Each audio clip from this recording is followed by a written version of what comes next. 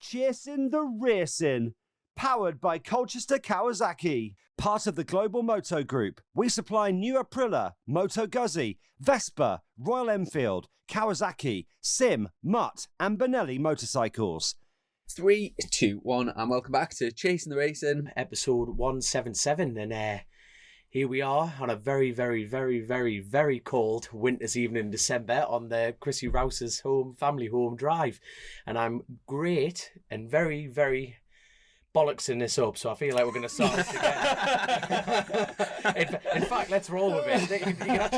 You can actually feel the nervous energy here. So let's just keep rolling. So we're here tonight, and I'm joined by Josh Corner, Christian Iddon, and a fella called Joe Akroyd. How are we doing, gentlemen? How are we doing? Oh, spot on.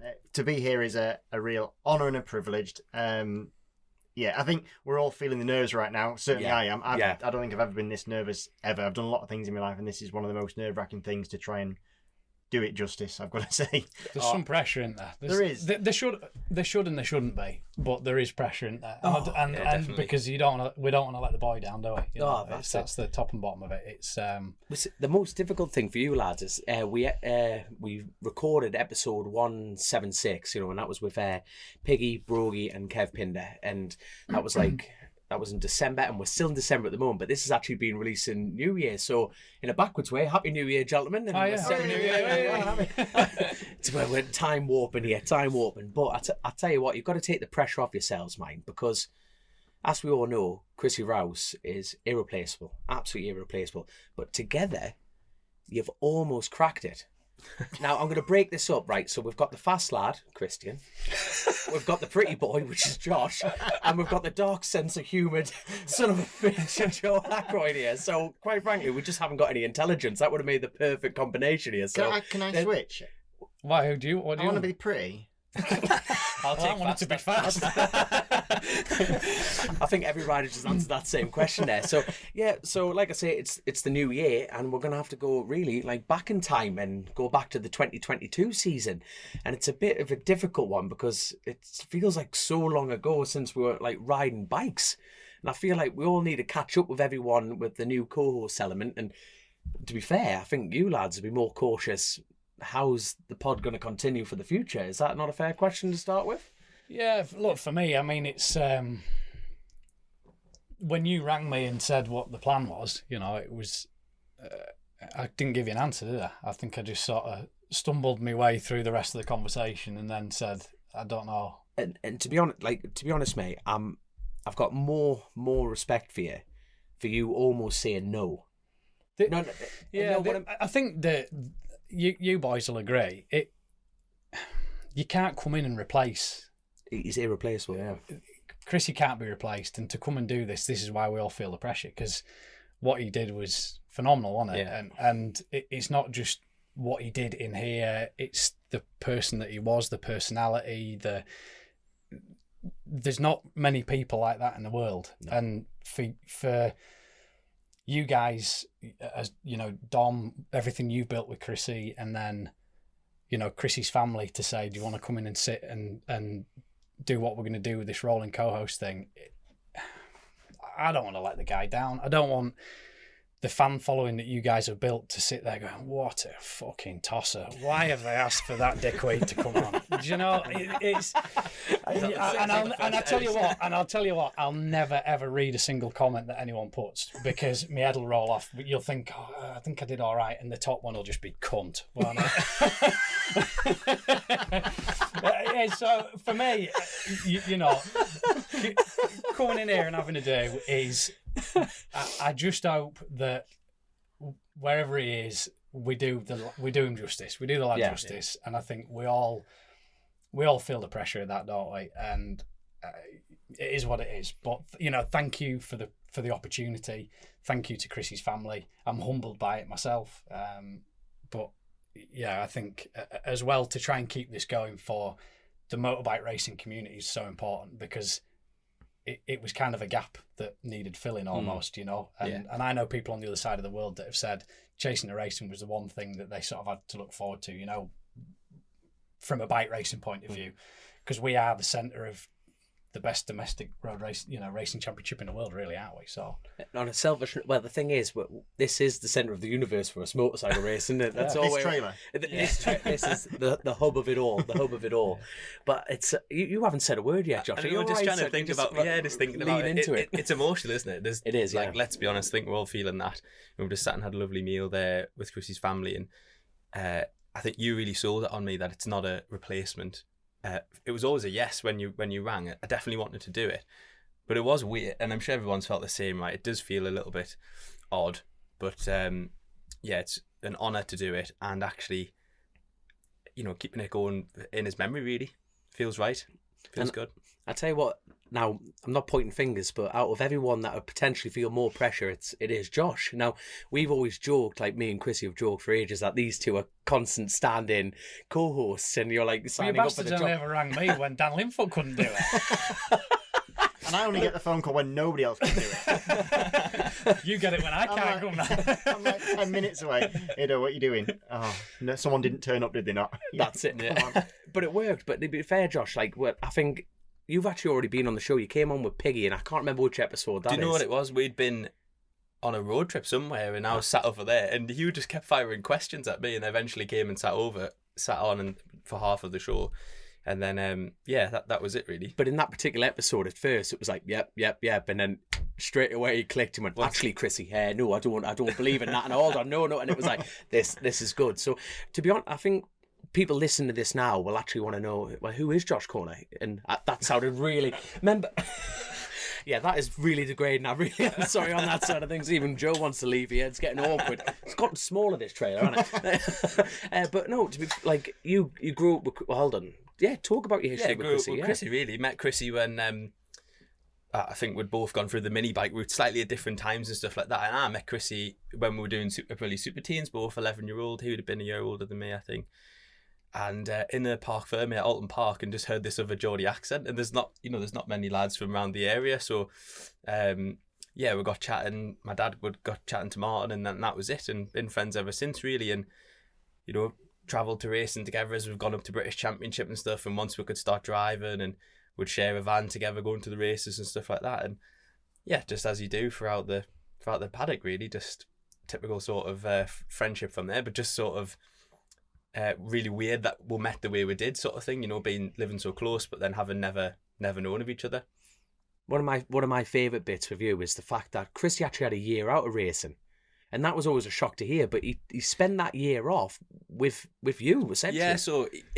sounded really fruity, that. No, a motorcycle race. It's a motorcycle pod, it's motorcycle. Yeah, so it was sort of a year off from, I think he'd went to do something in Spain, Moto2 job in Spain or something like that, and fell through, but he was already out there, so he did a bit of training, I think, and he did some European super stock rounds from what I remember.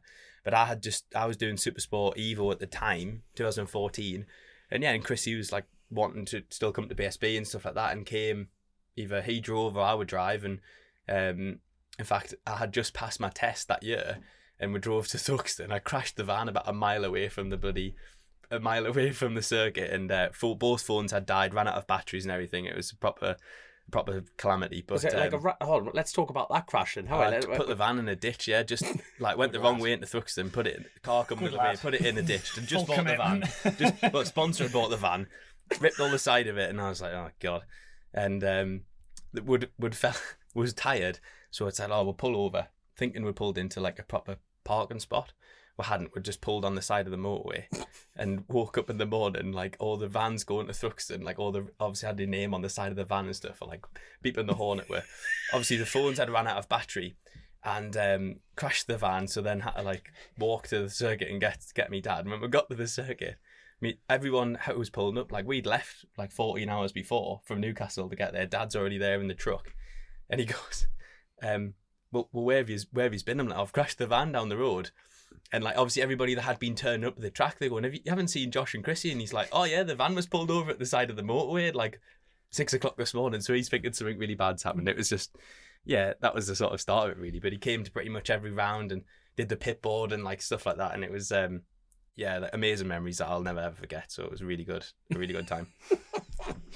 Oh my giddy aunt.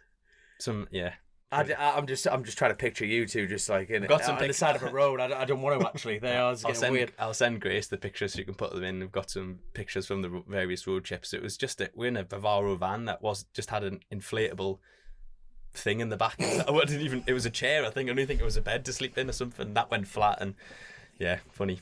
I'll tell you what, that's something like we must have talked about it, and like I think you've been an appearance on this show like 5 times or something like that. We must have. Am I on for 7 or 8 now? You must be. Wait, you've absolutely blitzed me. Oh. I'm only on 3. Super, super standing, super sub. No, but we must have talked about it at some point. What was your first memory, like your first time meeting Chrissy? We must have talked about that. I'm actually not sure. I'm honestly not. So it's just the first time that we first did anything proper was when you were still doing like the pods over like internet. Yeah, phone. On the Sky. No, the first one. The first one was on phone. It wasn't even on Zoom. So the first one, I was at my granddad's house who has no signal. So I had to drive to the top of his lane to come and chat with you guys. And I think it was about this time of year, so I was freezing my bollocks off, like going, yeah, these 2 guys want me to do a podcast. And then I ended up moving up here, didn't I? And then that's pretty much how it all kicked off. I didn't realise how close Chrissy was to where I now live. Or how close I'd moved up towards this way. So then, it just became easier and better. And then, a bit like anything, then you just end up like striking up a friendship. With Chrissy, it's hard not to. Yeah, that's a good point. Yeah. Do you know what I mean? So, I moved up here. I'm not the sort of person who has many friends anyway. And like, just, hit it off with Chrissy and just a salt of the earth guy, welcome me up here. Well, he's the only person I know up here properly. But welcome me up here like just with open arms and... Yeah, just mega. Oh God! I tell you what, I must bring it up, and you did an amazing job. The pair of you on how the BSB did like for the Browns round. Oh, and yeah, obviously it was like the opening was discussing about Chrissy, and you lads, the pair of you did an outstanding job with that. Outstanding job, and that was it. Oh yeah, those things when you get asked to do. Normally they're so standard sort of things you get asked to do, pieces to camera, they're almost all the same. You're talking about racing, and I've never had to do something that's like that, and it's really strange. And I got I was late. I'm late for everything, but I was like running behind, and then I hadn't actually seen my phone, which was a really late request from one of the Eurosport people, and just saying, we're doing this piece about Chrissy, would you like to be involved? And I was just like, absolutely yes, like went straight down there, and it's just really, it's strange. You stood on a racetrack, sort of in the open air. You're not in like when you feel secure in a more enclosed space. You sort of stood in the open, and they sort of gave me it wasn't an asking questions type of thing. It was just a leading thing, wasn't it? Yeah, you can just talk, and that's also a really strange thing because you're not used to. Most interviews are having a conversation, which is a little bit easier. Yes, whereas this was just a. Well, you got a leading question, haven't you? Yeah, so this was just we'll leave you to it and chat, and like it's really hard. It's a strange thing to do, and it made me really emotional, just because what Chrissy meant to me. As I said, I've not known him for years and years. I can't claim to be like that we were best mates, but I don't have that sort of relationship with many people in terms of I don't have best mates that I spend loads of time with. But me and Chrissy would message quite a bit, and we were so on the same page with everything that we thought and did. That like I proper felt like he had my back, and I hope he knew that I had his back, sort of thing. It was one of those sort of relationships that we had. Yeah. And when I started talking about it, it really started to get to me, especially my last memory. And it's weird because my last memory was obviously at Donington. It was just before that final race of his, and I don't have many memories of that point because I'd had an accident the week or 2 weeks before, and I've got really fuzzy memory of the whole time from then till about a month later. But actually I can really vividly remember that last conversation I had with Chrissy. It's strange that really still pings out. But he was asking, and his entire last conversation with me it was literally just before his last race. He's like ready to go, probably like 5 minutes before pit lane opens, and like he just stopped on his scooter and he's asking me how I am and how to, the things to do for rehab, and how when he'd had a bit of a bash, I think it was that year or the year before, and he was giving me some advice on what to do and that sort of thing. And it's those sort of things, like he's about to go and do his thing, and he was more interested in me and my recovery sort of thing. And that's just just him, isn't it? Yeah, that hit me. And when I trying to explain it, that really, it can't help but sort of get to you. So oh God, Benedict, 100%. And I think probably being in that position at Brands where you're asked to talk about him, it's not hard to talk about somebody that you have that many, that broader emotion for. Do you know, not to sound all soppy, but when somebody that you value that much and that's made that much of an impact on your life, probably made an impact, talking from my own personal experience, made an impact that I probably hadn't acknowledged or didn't acknowledge. You don't think about it, do you? Till afterwards. And like I came to Donington, so you were my stand-in on the podcast you did before. That's right, yeah. Yeah, that's so right. you've been the reserve as well. You've been the reserve. Yeah. I was at work and he's, what are you doing? Well, it sounds like we're going to be doing something. Yeah. So. And he'd rung me on the Monday and said, Can you come up and do one? And I said, Dan's busy then, obviously, for you to ring me. And I couldn't come up because my missus was working, so I couldn't make it up. But I said to him, do you know what?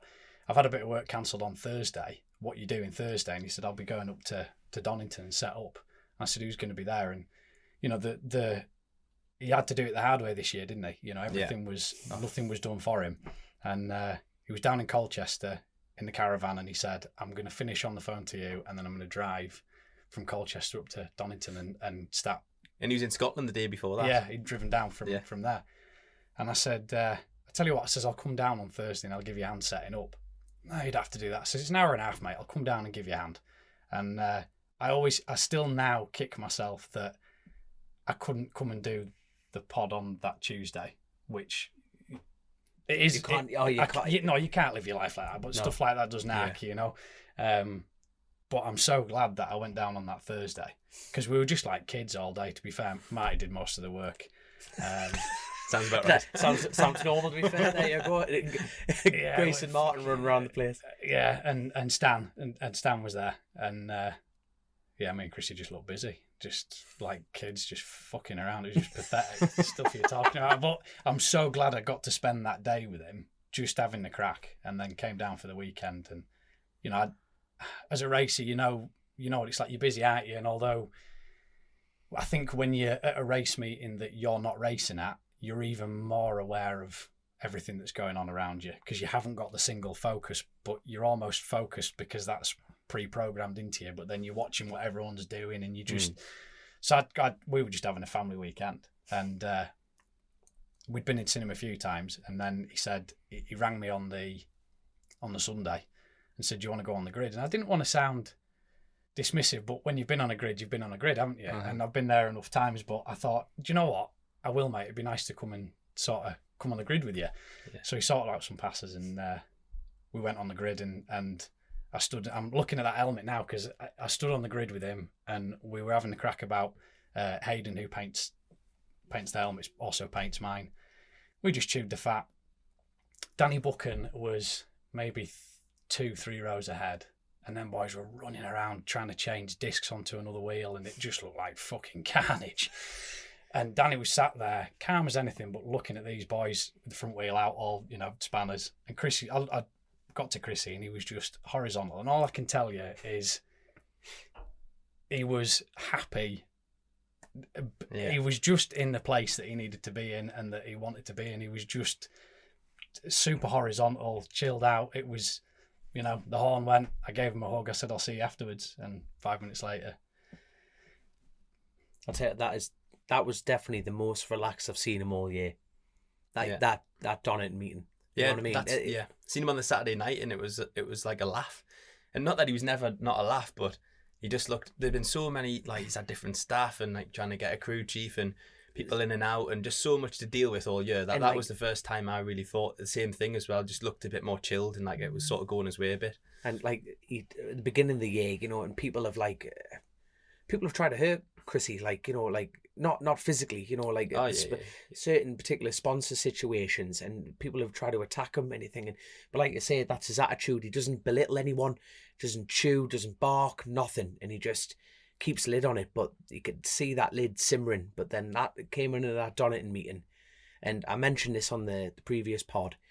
Chrissy had options, and he knew that going into that meeting, and it was just like a switch from, and we a bit more relaxed and a bit, and it was just like, you know what, I'm speaking to racers here. We're all racers, and we all have the same amount of respect for each other because we all have the same dream. Mm-hmm.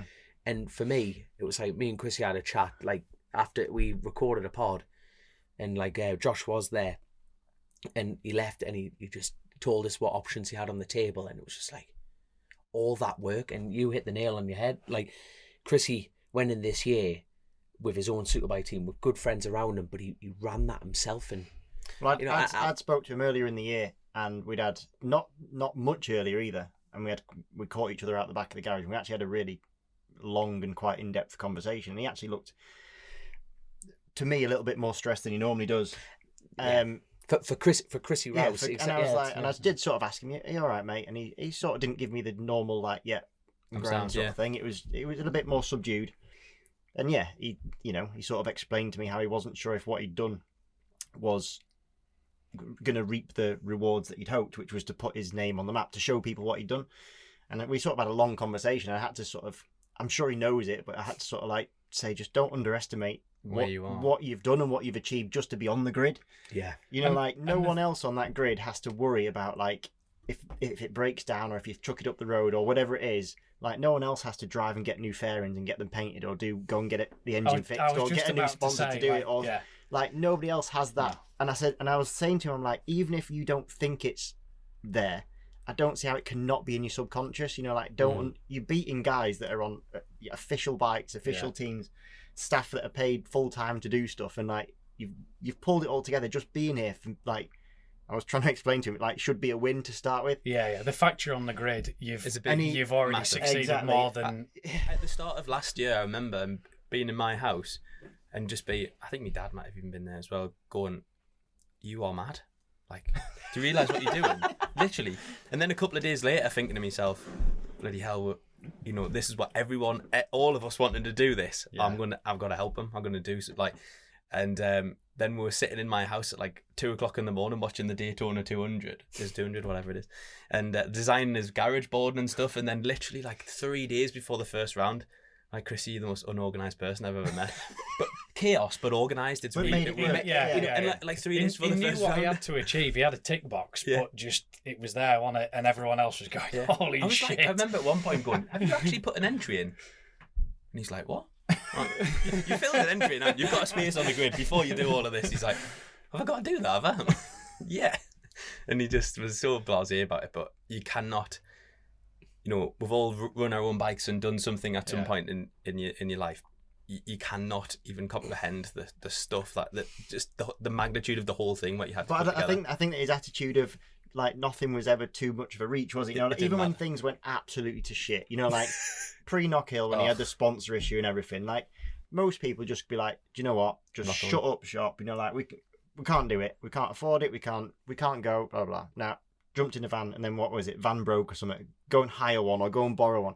Drive to the end of the country and back again. Like arrived. What time did he arrive at Knockhill? Was it in the morning, wasn't it? It was the day of practice. It was the day of practice, and then he was like, because the first practice session was wet, and I've got the flipping weakest blood. I had to go for my 5th piss of pre-session. And Chrissy's just there, and he's like, not in his leathers. And I'm like, "Oh mate, you're not going and doing the first session." He's like, "No, I'm really glad it's wet. I've not had any sleep for like 2 nights," and he explained the whole situation. So like, it wasn't. I bet he was still smiling. Oh, he was 100%, and he was like, unreal.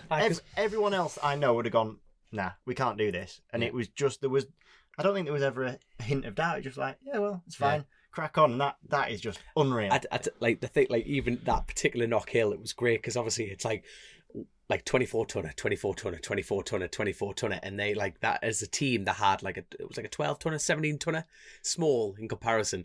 That broke down. They couldn't get a hold of it, and they turned up in the Vivaro with this on the back, full superbike, and you're like, "This is mental." And I had a great weekend as well. He did. He had a mint weekend, and it was funny because we were chatting straight after it, and he was going. He got a couple of top 10s, I think. He had some really, but you still only end up with maybe 10 points or 15 points. And he said, if people understood what it took to get those 10 points. Like if they actually understood the time it's took, the cost, the like the, and it's unreal. And we were just joking about it, going, like racing's such a weird thing. You'll put yourself through all that for 10 points or 15 points. You know, like Chrissy started this season. You know, with he said to me, "Gans, if I get a couple of points, that's a massive he was very win realistic. For me." And then hold on. Top 10 came. Oh, well, I'm doing shite now. And let's wind the clock back here sort of a little bit here. You know what I mean? Just about to say that because we went to Donington before the first Donington. I went down my little lass, and she would, as a 4-year-old, she'd be saying, "Where's Chrissy? Where's Chrissy? Where's?" Didn't give a shit about anybody else that was in the paddock. Didn't ask about. Didn't know who anyone else was, but knew who Chrissy was, and he had a real good do at that first Donington. He had some strong finishes. Oh yeah. And I was just thinking then when you were talking about that, I remember I just texted him afterwards because I thought he'll be flat out. I just said, "You needed that, boy. Spot on." And he texted me back and he went, "Yeah, but I need to go more now." And it's like, it's never enough, is it? Just look at what you've achieved by being on the grid, mate. Now you're scoring points, incredible. I tell you what, that's probably what I've got loads of regrets when it comes to Chrissy, but at the beginning of the year, I was texting him after every result and I was like, "That's outstanding." But you know what? He almost didn't want to hear it. He's a winner. Yeah. You know what I mean? Like we sitting here now, even if even if he was sitting there, it'd be like, right, what you're doing's amazing, but he's a racer. If he's not on the podium or winning races, it was still eating him up, and I stopped texting him. You know what I mean? I was very lucky. I got to see him like twice a week, and even then it was just like Do you know? But, you just want to text him, going, "That," like you watch it on the telly, going, "What a result!" And he's going, "Shit," and I'm going, "That's not shit." Far from it. You know what really I think about a lot with the whole superbike job that he did. If you put that in like real world, it is real world, but for maybe like normal people who aren't involved in bike racing, that was the equivalent of somebody of his age starting a business and it turning over hundreds of thousands of pounds in its first year and actually being like really successful. Like people really don't understand how much of an effort it was. And when I remember him having a conversation with me about the finances and stuff and just being like, "I honestly do not know how you're doing this." And that's forget his talent as a motorcycle racer for a second, to just even coordinate that and put it together and get it there and make that money. I mean, I know they're struggling, but he was making it happen. That's like, it was someone else really. Do you not think it's even more of a credit to him as a person by the support that he had from people that would just if it wasn't him, he wouldn't have had the support. Exactly. No doubt. No one would have done. I was just thinking then about all those guys that would go and do what they did for nothing but for the love of the lad. Yeah. And it's like, you find me another person where you would find that many people devoted to giving their time, their effort, their own money, their hard-earned cash. We're all fucking worrying about whether we can pay the mortgage at the end of the month or whether the taxman's, we're all... It is with your special wages that we heard about. And then... we could all do one of those invoices, couldn't we? I don't know, we move on from this really quickly. He's just so we've seen what you've pulled up in. Fucking hell. Personalised plate. It's not that... I've come in wages. I wish. What did you say about him when he sat down? That says Burton's need him back in the shop window, don't they? I'm not coming straight from work anymore. I'm going home first. He's got one of them fucking gilet things. Them little fluffy things at posh farmers, right? Oh, shit. I'll tell you what, my favourite thing is, right, we've teed that up. You've literally had half an hour to think of a comeback while I was saying that, and you've still got nothing on that. Nah, he's got a checkered shirt. I was thinking lumberjack. But you know what? There's two of us here. And it's Dickies. It's cheap, is that? It's cheap. I'll tell you what, you know what? Chrissy was he just chasing the dream. Can I put that heater on? I'm nithered in here. I'm glad you said that. Is the far heater? Well, it's not doing so much. Oh, grand, yeah, no problem. We'll have to. Well, okay, right. We're still going to keep rolling while we're doing this. We're going to open to apologise to Grace because if there's a humming in the background for you listeners out there, you'll be in trouble. That is 100% the cheap lad on the right. I never thought about that. There you are. I can't work it. We're all right. Oh, it's grand. You can ride a motorbike, but my God, I tell you what. While he's trying, okay. Oh, he's literally switched it on, ladies and gentlemen. But I'll tell you what, one of my... And he's getting a pillar. To take the vibration out. Oh, that's smart. The vibe. Oh, no, it's the actual fan noise. We're literally filling in this pod with fans. It is quite loud. They are. Can you hear it? Yeah. Oh, don't worry about it. Here, we're gonna. Put it back on. We'll work around it. Put it back on. Does that thing on the wall not work? That is on. I'll put a blanket around it. Put that back on. No, I'll grab it. Here, put it back on. Put it back on. Put it back on. Put it back on. Why Put are it you back on. cold? But no, just put it back on. We'll start sweating in 5 minutes. It'll be all good. There you are. This is the best pod going so far this year. This is number 1. So, but I tell you what. No, but talking about the BSB and like talking about the class that you stepped up in, and when sitting here opposite you, Christian, in particular, one of the biggest standout moments for me is the fact that Chrissy had so much time for you. I'm not just saying that. He did, because you actually used to get in front of him and you actually gave him the time. You know, when he was just getting used to the superbike and he gave him the time. Name me one. No one does that for you. It doesn't happen. It doesn't happen. It's a ruthless sport. By that sounds a little bit like I was... that's not because I'm a better rider or anything like that. No, Literally just to try and accelerate his progress on a bike he didn't know and stuff like that. So yeah, I would try and jump in front of him, and especially earlier in the year when he was really starting to learn the bike and superbike and superstock, which he was obviously fantastic at in the superstock. As much as the time gap is only like maybe a second to 2 seconds different per lap, they're completely different to ride. They're night and day. So yeah, just wanted to give him a little bit of a. Yeah. But there was a few times, like once at Knockhill, I'd nearly had him down because I went to go past him to then give him a bit of a tow, and flipping, he went quicker into the corner than I thought.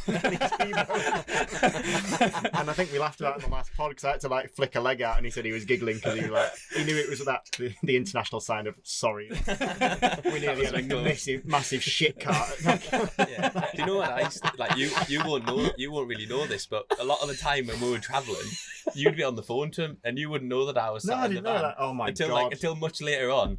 Until he mentioned it once, but he would say like, "Oh, don't say anything," because maybe you'd phone out the blue or something, and then he'd be on the phone, not when he's driving, of course. So he put it on loudspeaker. Yeah. And what used to get me was like how analytical you both were, and you were giving him like genuine feedback and like advice about stuff, and I thought it was really nice, like really good. And we had that like I said, we had that bond. You know, it was definitely. And he was happy to help me, and I was happy to help him because, as I said, I don't know another race that I would.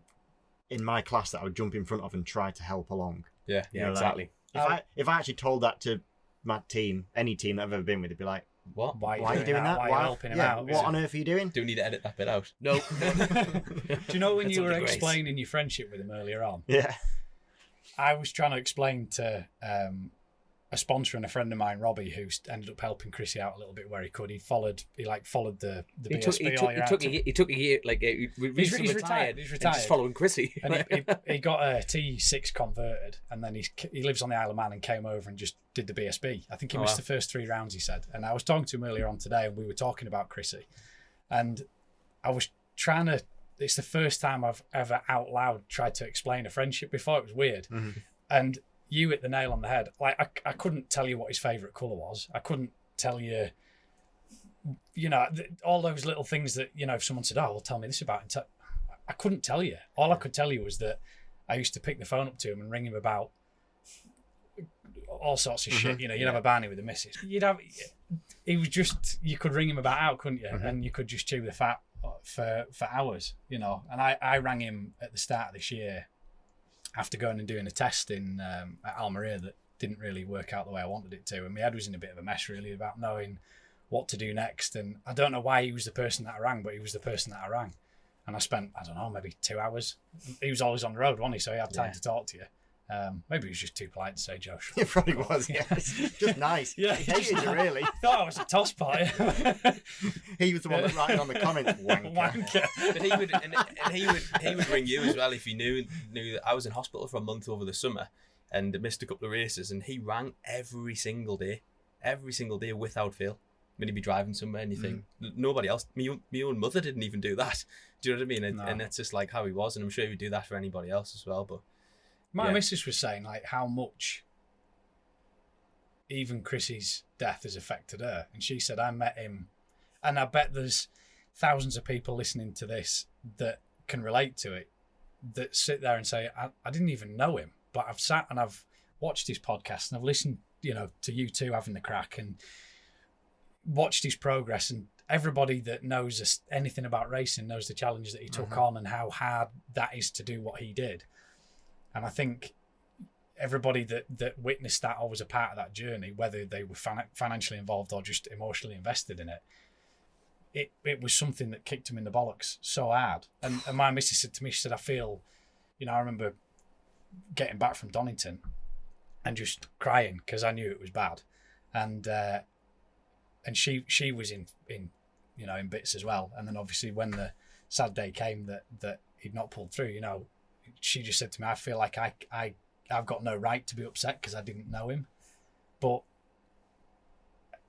that's the making of the man, isn't it? Yeah, unreal. I'll tell you what, for what I'm going to say to the listeners right now is, what I'm loving about this is you actually haven't heard the episode before this. No. So it actually hasn't been released yet, and I'm sitting here with a smile on my face right now going, it's almost, in a really positive way, a carbon copy. No. And I think it's great. You know what I mean? Yeah. It's class, man. No, it just shows it's that thing. How he impact. Bear in mind, 3 different people were sitting here last time and saying the same thing. Saying, you know what I mean? In different stories, but it's the same mannerisms, and you think that is a huge impact. The only way I can think of it, because I was trying, it's really hard to be positive about loads of things. Yeah. I try and put the most positive spin I can on. And the main thing that I can think of with Chrissy is I'm grateful for knowing him and for him having a positive influence on my life. Yeah. Rather than, it's sad to have the loss, but I'm more grateful for having that positive influence in my life. And I didn't know him for a long period of time, but in that very succinct period, he made a big impact on me, and that's the positive I can take. That's a good thing. Yeah. Quality over quantity, innit? Yeah. You know how you said at the beginning of that, you were like, not really. You're almost saying I'm not really a friend. Of course you are. Look what you were doing for each other. You know, that is just 100% him. Realistically, I only knew him 5 proper years. Spending every day with him. It's not measured over 10 years. And I sat down and then I'm like, I feel like a fraud. You know what I mean? Like me and my mate Sugar. He says hi, by the way. He's a massive fan. He'll be listening to this. I did see him. No, but you feel like, you've known him the longest. You know what I mean? And but it doesn't feel like you know him any better. It's funny you say about the impact. I found that recently with work, with loads of things. Like, I find myself, when you get angry about something, you think, I'm not putting up with that. You think that he wouldn't. He would just get on with it. Do you know? And he wouldn't. I've never heard him raise his voice once, ever. No, I can't imagine him being in an argument with anyone. I just can't. He'd be the most. You'd try and have an argument with him, he'd just diffuse you, wouldn't you? You'd be completely like, God, I'm fucking mad at you, but I don't know. But then you walk away from it, don't you? You're fizzed off and walk away going, he's won that. By being nice. Exactly, that's it. Which is worse, isn't it? Imagine him trying to talk down a hostage situation. Stop it. I'm going to shoot myself now. Stop this. You know what I mean?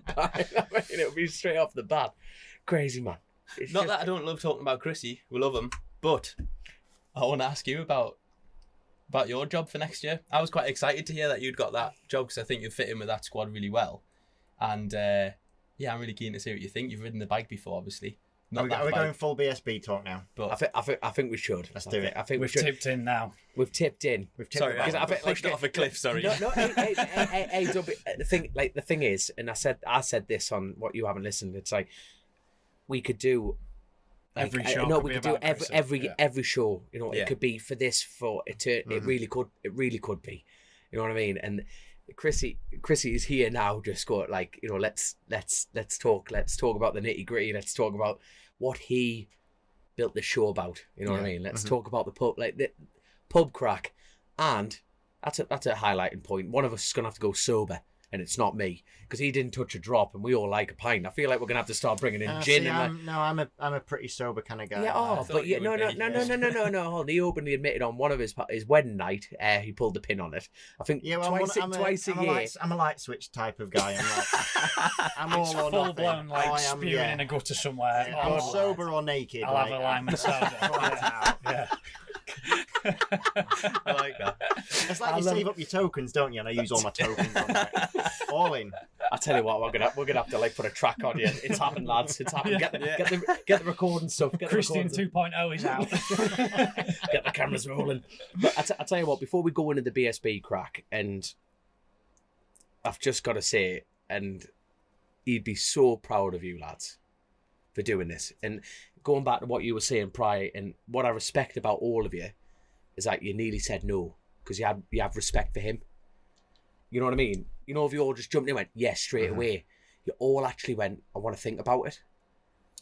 No, and I've got more respect for yous for doing that because I didn't want this to happen. You know, and it was when Grace and the family asked to want to continue Chris's legacy, and you know what, you had the same reaction, lads. And I'm shitting myself and looking forward to this journey. That you know. And I think I'm probably speaking on behalf of you boys here as well, where I'm just saying thank you for the opportunity, but also give it a chance. You know, this is never going to be Chasin The Racin how it always was. No. It's never going to be like that.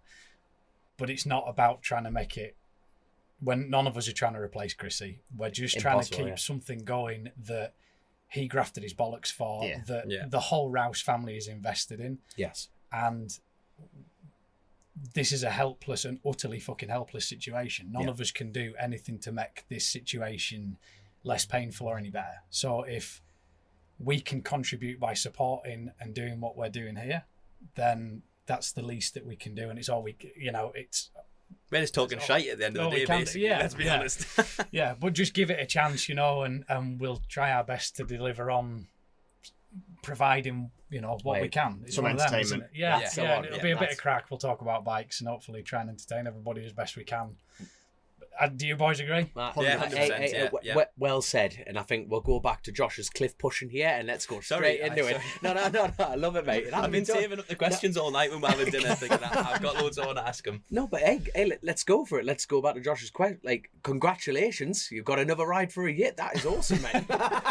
You're employed for another 12 months. Well done, you. Considering the season I had, I wasn't sure that was going to be the case, to be fair. So yeah, it's pretty cool. It was a tough season at Hawk, wasn't it? Tough season. It's the hardest year I've ever had in BSB. Right. Yeah, it was a tough one. You know, like it's sometimes you get it. Last time I came on this show, I think it was not long after I'd done my shoulder. Yeah. And yeah, pretty much from that point, I was on struggle street. It really was. And just sometimes things don't go right for you, and it just didn't go right. So I've never had a year ever where the effort and the potential is so mismatched with the results that we got. Like, never have I ever had that. The highlight was a pole position at Snet, which showed I was still racing, at least. I think most people forgot I was still on the grid. But yeah, it was just hard. The whole season was hard. Not from the lack of trying from myself, not from the lack of trying from the team. The bike actually, I get loads of people saying, "Oh yeah, well you're on a shitter," but like, I don't think that She had more in her. She had more in her. Yeah, it's great to hear that because there's so many people who have had a bad year and would just go. Yeah, fair play to you for owning it. But did you find that you got more frustrated as the season went on? You were more aware that you weren't getting what you knew you could get out of it. So then your results suffered a little bit more because you were not overcompetent, but that whole situation, you get more pissed off, don't you? So my season in a nutshell, so pre-hurting my shoulder, things were actually going pretty good. You know, like it was going, we started off in about the sort of positions I thought I'd be, which was like top 6-ish, you know, like we were hovering around that area. Weren't going to strike a podium at that point, but we were like knocking on the door and things were not too bad. Then I hurt my shoulder and then came back too early, I think, from the injury. Remind me and the listeners there, what was the actual injury on his shoulder? Broken? Was it all? So I broke the top of my arm. But Jesus, I remember now. Yeah, but it's the attachment point to the shoulder. Yeah. So it wasn't that bad of an injury in terms of it wasn't painful or nothing. But you have surgery? No, I'm probably going to have surgery. So I've got a scan coming up. Well, I will have had my scan. So it's not when this goes out. So maybe I have had surgery. Depends how bad the scan was. So is that because it's not healed properly, or because of what they did to make it work for the rest of the year? Did they pin it or something? Or? No, so they didn't do anything with it. So literally, I crashed on the sighting lap, which, I mean, we've been through this, but it was like the most stupid thing I've ever done. You know, like I just ran into the back of Josh Owens. Yeah, it looked a bit weird on the TV. It was a stupid mistake on my behalf, and like, yeah, it just ruined our season.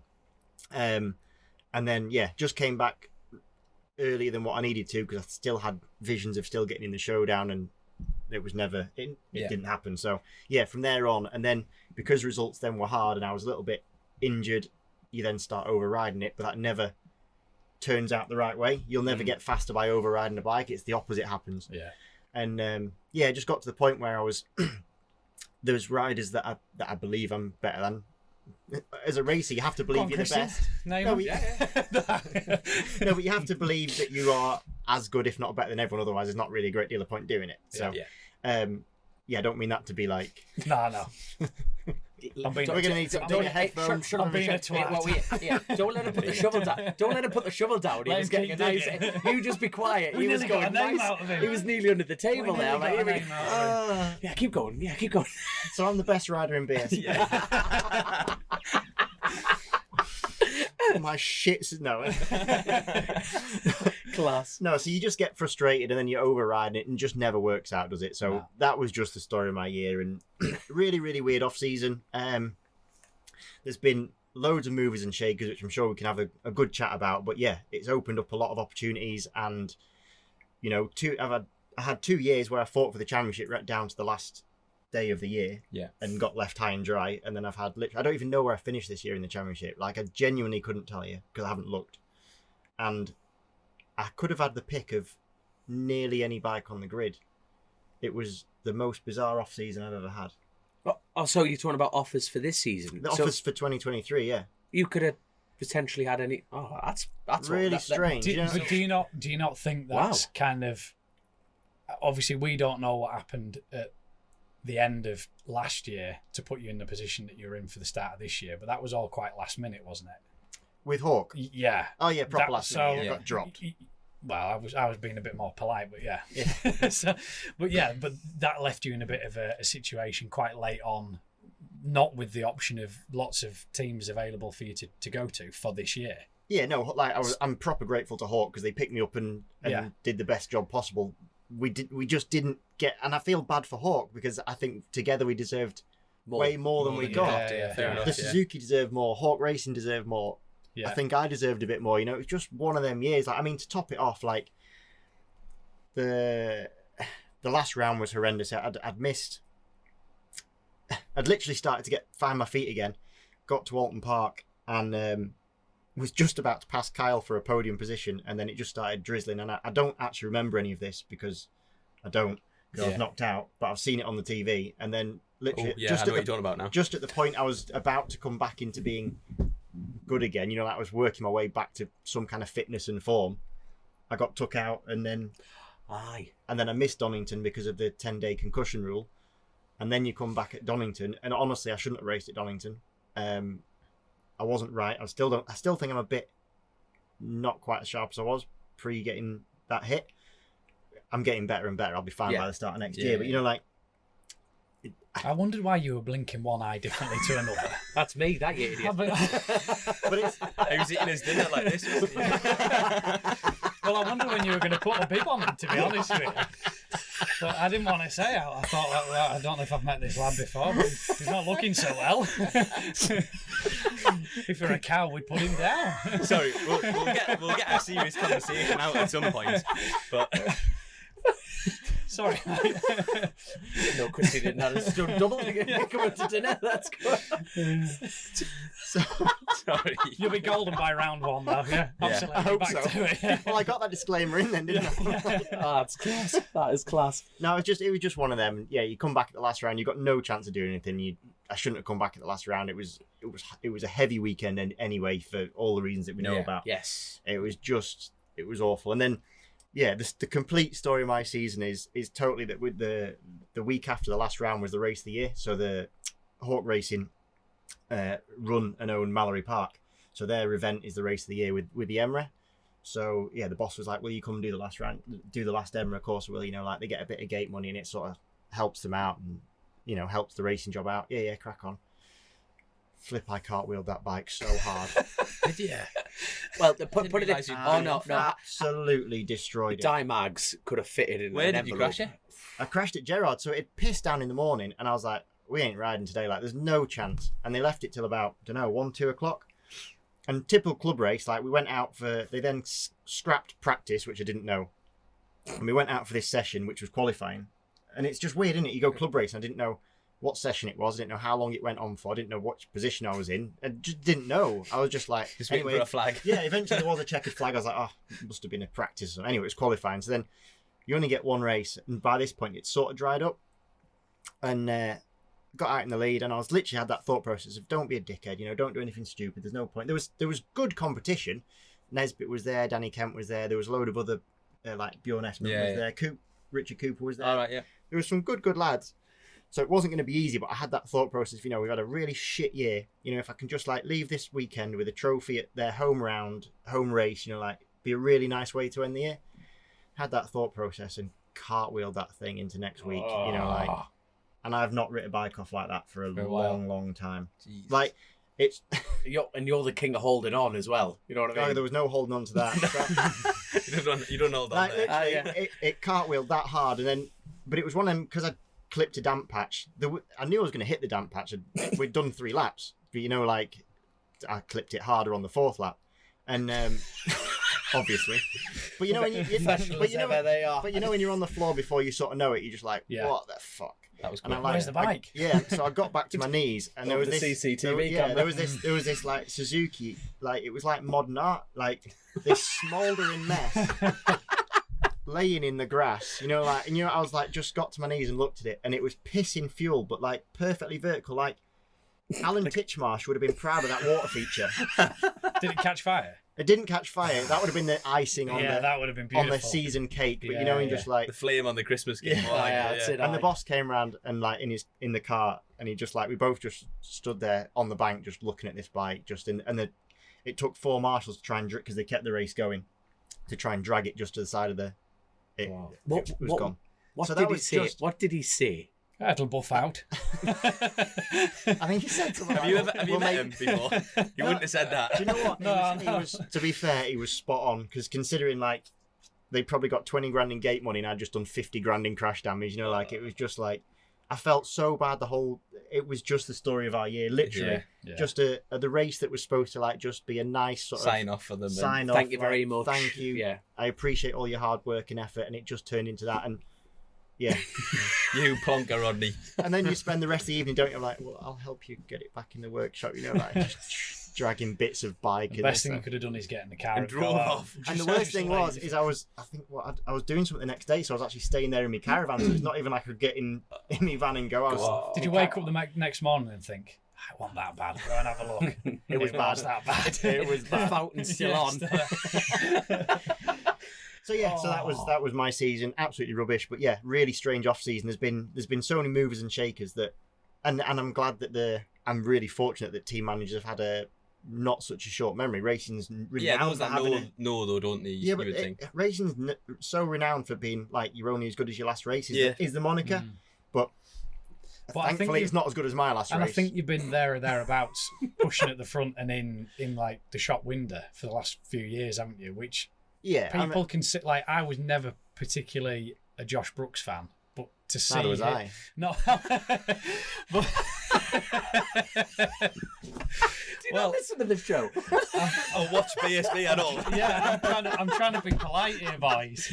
Boys, stop it! Just stop being polite and ask questions. Just go for it. Even seeing somebody all that side of it out of it, to see somebody struggling that much, you start thinking, "Fucking hell!" You bet that much. I thought he was being nice then, and he ended it with that. Oh, he's pulled a pin now. Go on, both barrels. If you've had a shit year, you want people to think a bit more than just the last race, don't you? Yeah. 100%. And if you've had a few years of sticking yourself in the shop window, people actually do go, "Fucking hell, he's better than this." Yeah. We know he's better than this. So Motor Rapido come at me, and I know Will from We Have a Bit of Crack, and who's the team owner, team principal. We've always had a bit of crack. I like his dry sense of humour. I know he's very analytical, and you're getting too hot now, aren't you? Maffed in now. Okay, so, I think we've discovered which one's a diva in the air out the co-hosts. So I think cold. All I can hear is it buzzing as well. Because you've got a cheap lumberjack top on if you're warm. Not everybody gives me stuff with shit stars. If you're dressed in bird, It's next, actually. I tell you what, like even before going down that route, how hard was that decision? Like, out of all the bikes, what was number 2? Because obviously you've picked the right decision for you, which is going down the Motor Rapido. But right, so I want. How brutal is this for a question? I want the list of which order. I can't give you the list of who and what. No, but at the last minute, so there was far more options than I thought. I'm friendly with a lot of the team owners and managers, so like I get on a friendly basis. So I do chat with a lot of them. So often these conversations crop up, and we have these conversations. So there was a few team owners that were happy to change brand to appease me, which I didn't really want them to do, because I think most of the teams are better off staying in their own bike they've got, because then they've got continuity. They know the way around what they're doing, don't they? As far as a compliment goes, that's massive, like full infrastructural change. Yeah, there was one in particular that was like, yeah, we'll buy either a Ducati or a Yamaha, whichever one you want, and we'll go racing. Wow. And actually, honestly, I was like, I'd genuinely prefer if you stuck with the bike you've got. You'd have a lot more confidence going in there. You've worked with that for the last 4 years. You know your way around it. Bike racing is no longer, and the more year on year, it's less like that. You don't just buy a bike, which is why what Chrissy did was so amazing. You don't just buy a bike and expect to go and be at the front, because it just does not work like that. Okay, spitball, total random guess. How much money is an infrastructural change? Okay, you're keeping the same stuff. Hundreds, you're talking. Wheels, spares. Yeah. My God, you're talking. Even if you 7 bikes in parts with one bike, if you know what I mean. Wow. Even if you were given the bikes, the standard bikes, to turn into race bikes, you've got to pay someone to do it all. And then the not to mention buying the bits and the knowledge element, because like you say, a team's learned that bike of what it does, its downfalls and everything, and a team was willing to swap all that for you. Hey boy. Yeah. So I was really humbled by it. So. I can't even get my ass to change it. I think never mind a bike team. Oh, Dominic. We'll be leaving that one in, Dominic. We'll be leaving that one in. How far in away? I thought my phone was going off. That's just Lauren. She must have heard you. I'm glad you saved a number, because them random numbers are doing my head in. I keep coming on your phone. Burton's from Tinder here. Motorbikes, boys. Motorbikes, boys. Class, but like you said, that is a huge compliment. The fact that a team is willing just to change absolutely everything. After the season I've had, it's a huge compliment. That's what I mean. So it's like, right, we're sheep in this game. You know what I mean? What's the best bike at the minute? Now, for the last 2 years, it's been the Yamaha. Yeah. You know what I mean? So that's interesting how... I've got a different opinion on that. Oh, go on then. You say it's the Yamaha, but actually it was the package, because the Yamahas that won the championship were the Yamahas that won the championship the year before, and all the stuff that goes with that. So look, how many years ago? It wasn't that long ago. Nobody wanted to ride a Yamaha. No. But McCams have had them for 4 or 5 years and done so much work and spent so much money on it. Yes, it's the thing to be on at the moment with their setup and their backing and their personnel. But is it going to be the thing next year? Well, we don't know, do we? It'll still be good, or Halloween will go well. It always goes in a cycle, doesn't it? There's always a bike to be on. You know, like, of course. It's like pre Yamaha, it was Ducati. Yeah, 2019. Your year on the Ducati. Shut up. Yes, I flopped. No, it was all there for the taking. 2019, when I wasn't on it, it was amazing. Like, but yeah, 2020, it was still the bike to be on when I was on it. Yeah, and then 21, 22, we saw that shift to the Yamaha years, and at some point there'll be a shift to something else. It always goes that way, and you've almost got to look into your crystal ball and predict the future. So at the moment, everyone's desperate to be on a Yam. Yeah. But you're right, it might not. Next year, you don't know exactly the technical regulations. Like BSB work really hard, as do now World Superbike, on trying to make the bikes as equal as they can. So it could take a really small technical regulation change to just knock that little bit of % extra that they've got. All the riders at the moment sort of want to be on a Yam because it makes sense. You want to be on the bike that's winning. It's proven, right? Yeah. But that can also be like a golden bullet in terms of if you got one with a team that doesn't have the absolute knowledge of that bike, then you're on the bike that should be winning, so you should be winning. Yeah. But actually, it's a worse package than than it could be or should be. And a team talking about switching from something else to the Yamaha just because they think that's the best thing. That's a prime example of you just end up arsehole straight, don't you? Here's the because they have no idea what they're doing. And as I say, on the outside, they'll go, well, you're on a Yamaha, or people will go, well, you're on a Yamaha. So, but not all Yamahas are the same, or not all Ducatis are the same, or not all anything's the same. Exactly. Okay, let's talk about the number one seat, and that number one seat is deterred by the champion, and the replacement of Brad Ray is Ryan Vickers. Mhm. So, like you say, that pressure pot of going, well, right, he was riding for FHO last year. Yeah. And 40, 50. He actually didn't do that amount of crashing, you know. He got a lot of taking Come out. No, hold on. Hold the lower line a little. Got taken out. Grace, can we get a reel going, please? We might have to take a 10-minute interlude here. I think Just brain into us here. There you go. But he didn't. Haven't Duke been able to do a whole DVD? Crash Kings. video. You'll go into a barber shop in a few years and it'll just be clips of Ryan Vickers going through. Just a black and turquoise bike. He got a lot of breakdowns. He got collected a fair few times, and he's fast. He's fucking fast. We're not disputing that, but you see, we're talking about that precious scenario. But in theory, he should be winning it with that best bike. No. Go on then. He's got the package to win it. They can't say it's because he hasn't got the bike. Basically, that's one thing you can say. It's not because he hasn't got the right bike. He hasn't got the bike that's capable. You know, no one's won on a BM for quite a while, so fair enough, you could use that argument, but I'm just not a believer in that. There's so much more to it. The lads who win the championships are the best lads on the best bikes with the best teams at that time. Everything has to come together in one. There's so many moving parts to the equation. I think as well with that championship, it is so competitive. You boys in that top 10. Yeah. Do you know what? You say top 10, like literally. Yeah, no, sorry. Beyond it is unreal. It is a lot further back. Yeah. This is the first year that for a few years I've been in the lion's den, shall I say, in the middle part of it, and it is just ruthless. Chrissy said to me, you are so. He said, "I'm absolutely." He says, "I've never been to fast round here. Never." He says, and "I'm 15th." Huh? You've no idea. But not only that, but you're 15th, but you're only like 0.2 off pole or something, and you're like. He's like, I was fastest down through sector 1. I'm quickest through sector 1. I'm like I think he was 0.7 off something. Yeah. And he just said, and it's tangibly close, but it's not. Yeah. You know, it's you're so on the limit. It's almost touching distance, but it's massive. Yeah, because there's 10 positions or something. Yeah. And it's worth noting when we're saying about Vickers crashing and stuff like that. Hold on. Oh, you lot. Yeah, Dom. Yeah, Dom. But, sorry. There was a bit of grit in your voice there, lads. What's going on? Yeah, Dom. But I couldn't even speak. Anybody who lines up on that grid and finishes anywhere near where they were finishers talented. We're absolutely not saying that. But, you know, things like, you only have to look at, Chrissy at Cadwell. I remember at the Cadwell test watching him ride away from Tito Rabat.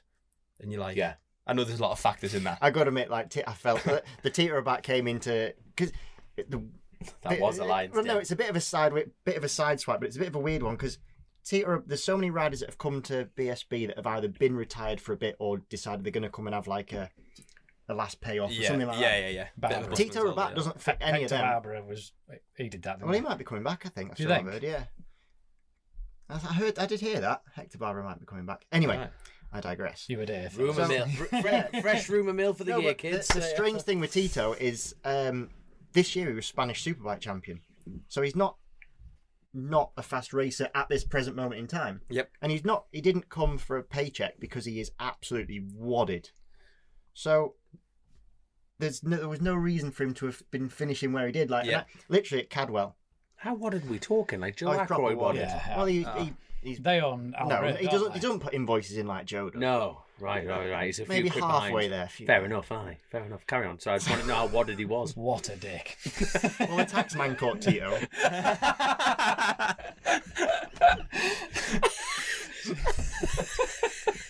Only a phone call behind. Look how smug he is. I hope none of them watch Chasin The Racin. Chasing the taxman. So Tito Rabat at Cadwell, I remember. So we went into turn 1 in one of the practice sessions. I think it was FP3, which is the last session he did because then he jacked and went back. But like, I was behind a Moto 2 world champion, and Peter Hickman went past one way and like give him the big head shake, you know, like he was in the way, and then Skinner done him at turn 2 and like didn't kick him, but you know, like disposed waved a leg at him. And I was just watching it sort of from behind, just thinking, that dude has won a Moto 2 World Championship, and he is just like... It looks like a lad in a track day. He is a track day. He's not even fast group. You know, he's middle group at best, and probably not winning it. You know, like... You know, you're just like... It's just the weirdest thing. You say that's weird, but do you not think you've been and done a bit of riding over in Spain. They've never seen a Cadwell Park. No, exactly. Well, It's horses. It's completely horses. Of course, like if we went to Spain, he would probably like wipe the floor with us. Well, I had a mate that came from Australia, so he's done. I mean, there's not a huge amount of circuit. I had a mate. I paid quite a lot. Where was I going with that? Oh, and he came over from Australia, and when he went to Cadwell 125, he just said, "This isn't normal." Yeah. It's like it's a motocross track. I'll never. It's not. Yeah. I'll never forget. A really good friend of mine ran Scott Deroo on Tim Walker ran Scott Deroo on a Motor 3, and I remember when the Cadwell parked with him, and we went to sign on, and he was like, "So where is the track?" We're like, "That's it." He's like, "No way." He wouldn't. He was like, "That's the road to the track, right?" Like, no, that is the track. He couldn't believe it. Nah. Even Alton Park, he didn't like Alton Park either. Knockhill. Them three. Alton, Cadwell, Knockhill. You know, I always thought Thruxton, so as a place to come to, I always hated Thruxton. I don't know why. I think it's boring. I love it, but it's special in it. But I think that's what's good about BSB. We've got I think if you're BSB champion, you can ride anything. Any circuit, yeah. That's why it's so competitive, isn't it? That's why we do well in World Superbikes. I'll tell you what, that Thruxton meeting had to have been the best race this year. Oh, with Brad and Taryn and my God, you could watch that, like you say, you could put that on YouTube time and time again. That was just phenomenal. Just totally drifting, knackered tyres, and off you go. That was good. That was phenomenal. It's funny because you're talking about the different levels there. So, Motor2 World Champion, he comes to BSB. Yeah, track, he's good. He's gone to Thruxton for the first place, right? Okay, no problem. He's gone to Cadwell Park, and he's probably thinking, like, what the fuck sort of thing. I don't know because I've not ridden one, but how much do you think the bikes really affect BSB? So they're so different, aren't they, to really anything else? So they're nothing like a World Superbike, are they? Nothing like a World Superbike. Chassis-wise, they're pretty similar, but they're set up so different because the electronics are so different, which makes the whole thing... Which is where we've seen Sykesy and Haslam struggle. Because Sykesy's been so used to just electronics they're doing, and it's not taking anything away from what those boys do because they just ride them differently. It's a different discipline, isn't it? It must be so big. But you see, that was kind of hard to see because I like Sykesy, fellow Yorkshireman. I just think he's a nice bloke, and it was hard to sort of watch him struggling like hell with that thing, wasn't it? You know, it never. I know Donington, he sort of started to come. He was amazing at Donington. But do you think that was almost amazing? He's come in as Tom Sykes World Superbike racer. You know, he's won a world championship. He's coming. There's an expectation. He's on one of the strongest bikes on the grid. He's coming back to the circuits that he's spent so long racing at and that he's grown up on. In his head, he's thinking, "Fucking hell, I can't. I've got to be somewhere in the top three, haven't I?" The thing that did Sykes no favours was Scott Redden. When he did it prior to that, you know what I mean? He went back on a Ducati, same team. Same situation. They were both battling out with the worlds, and it was like one won it on the return, and one really didn't. I think the main thing that Scott didn't do is he didn't underestimate the task in hand. Yeah, definitely. Yeah, and I've got a lot of respect for Scott in what he did. Yeah. He didn't come in being like, "I'm just going to walk this championship." Considering what a big personality he is, he was very humble in terms of knowing the job that needed to be doing. Yeah. And he worked at it, and I've got a lot of respect for that. And because there's a lot of riders that have come back to BSB or come in or come back that have not like smack talked it, but have been a little bit flippant as to the level. Yeah. Do you think? And the level's ridiculous. You can just see that, can't you? Ridiculous. That Haslam and Sykes had underestimated the job a little bit, or not? Haslam shouldn't have though. Because I personally don't think they did. I just think it's that fast in BSB. Yeah, it is that fast, and not. We're talking about them being off the pace for where they want it to be, but off the pace, like we just said, is literally like 0.2, 0.3, whatever. Yeah. And all of a sudden they'd be in the mix, and Tom hit that sweet spot for whatever reason at Donington, and I think because the pressure was off, and he's back at Donington where he knows. But but we'd already been to Donington. Yeah, it was a funny. So what happened then? Do you think that was? Oh well, I know I'm not here next year. I know that it's completely because this racing job is psychological. So much of it is psychological. You've said it yourself already. Yeah, that he's the world's greatest BSB rider. Yeah. So he's sorted, son. I haven't got the trophies to prove it, but I know. I just know. We'll be sat here in 12 months. You'll have that big gold trophy on your side. He's got everyone. He'll have a t-shirt on, won't he? What a cock! Told you so. In a lumberjack top saying "fuck you, Akroyd" on it. Then straight away. It's funny though because like what makes you laugh is everyone was sort of. Well, punters and stuff would have been sort of saying like about Brooks and Sykes Bains are slow. They're not slow, but they were off the pace. Yeah. Let's be honest. Yeah. But they were going quicker than what they'd done when he won the championship on certain tracks and stuff. The whole grid had gone forward. I was on the Suzuki. Yeah. Pretty much every track this year, I went quicker than I have done on the Ducati. Which is mad, isn't it? When you think about that. If you had to circle it off for a reason for that, what has there been a big change in your opinion? What there's something been, to make a as jump far like as I'm that? aware of, there's been no technical change. The only thing that I can possibly think is that although we don't have new tyres, that there's been some kind of like manufacturing difference in the tyres, because riders don't suddenly want the next year go half a second quicker at every single track. It just doesn't happen. We weren't not trying last year or the year before. You know, it's not a thing. Where did the time come from? As such, you don't just magic it out of thin air. And it was different tracks. So like some tracks maybe they've been resurfaced or patches, so they're better, or you know some tracks are maybe worse condition. But as a general rule, every track was quicker, a certain percentage quicker, and that's just not normal. So you could say really the only variable is that it would be the tyres. Potentially, but I don't we know don't that. know I that. don't- But I like to say it. I've done some tyre But testing. the fact that everyone was doing it also Suggested suggests something. that. I've done some tyre testing where they've supplied with road tyres where they've supplied the exact same tyre manufactured in exactly the same way, but from a different factory in the world, and the difference is Unreal. You wouldn't believe the difference in it, and it's exactly the same process. It's exactly the same everything. Is it literally just air temperature, humidity, and stuff? I don't know like if that? it's the local, the source of wherever the materials are coming from or what, but the difference is huge. And if they've moved manufacturing from one part of Spain It to always a used to certain be factory, with Dunlops, like you get Japanese ones or the British ones. My dad used to always say even like the difference is just like night and day. Well, what was your dad's opinion? What was better, the Japanese or the British ones? I think it was horses for courses, but he said Japanese ones. But that's a typical race thing because he probably couldn't get the Japanese ones. Yeah, So they must be better. which one's the better one's the one they can't get, obviously. Otherwise, they'd be winning. Yeah. No, fair enough. No, I just wanted to. No, forgot. It's a good excuse for the book. I feel like we could publish a book at the end of the year. You know, at the end of this year, that we're now in. Not yet in. Weird. But we'll have the excuse book by Chasin The Racin. So going back to the Ducati thing. Sorry, we totally digressed. Mate, this is the show. It's not just a case of the team set up. The bike played a part in it of your decision or not? Right. So it was a really weird thing. So, like I said, I know Wilf and everything. So when we had the chat, I was really honoured and like absolutely 100% do it. And he phoned me up with the package that was available. And I was like, 100%, like mega. That's just what I want. Everything's there. Everything. He's like, you'll have to knock a zero off. I can't afford the tax bill for that. But you know, it was literally everything I wanted.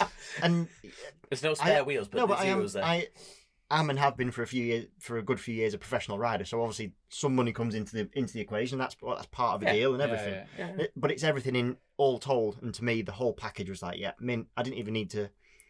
I wasn't really considering many of the other ones anyway. But straight away it was like, mint, not happening. And then this is where it kind of got really weird. So, I don't know how much I should even say, but we'll crack on. Go balls, Dave. Yes, go it. And even that's not very deep.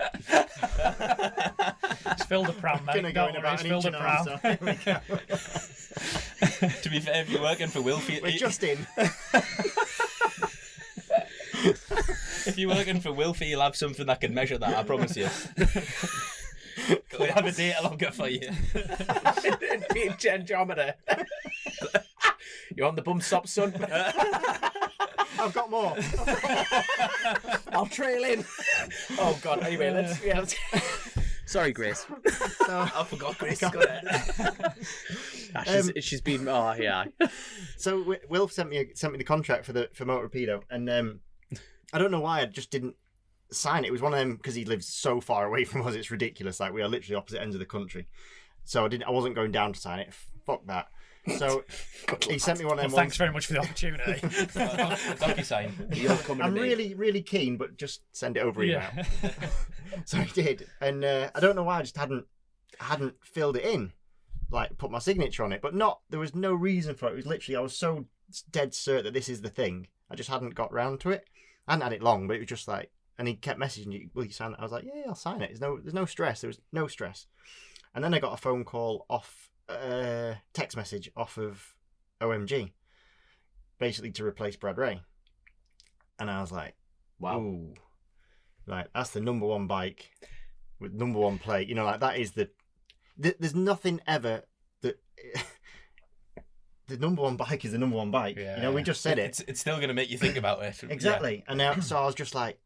So I replied going, I'm pretty much like, I'm 99.9% done. I don't know why, but I said I'll know by Thursday. I mean, I should have known. I had the contract on my email. I should have known by then. It was Monday. And there was no... I think it was just like I don't know, just not even a stall for any reason. But I kind of thought it would put them off to...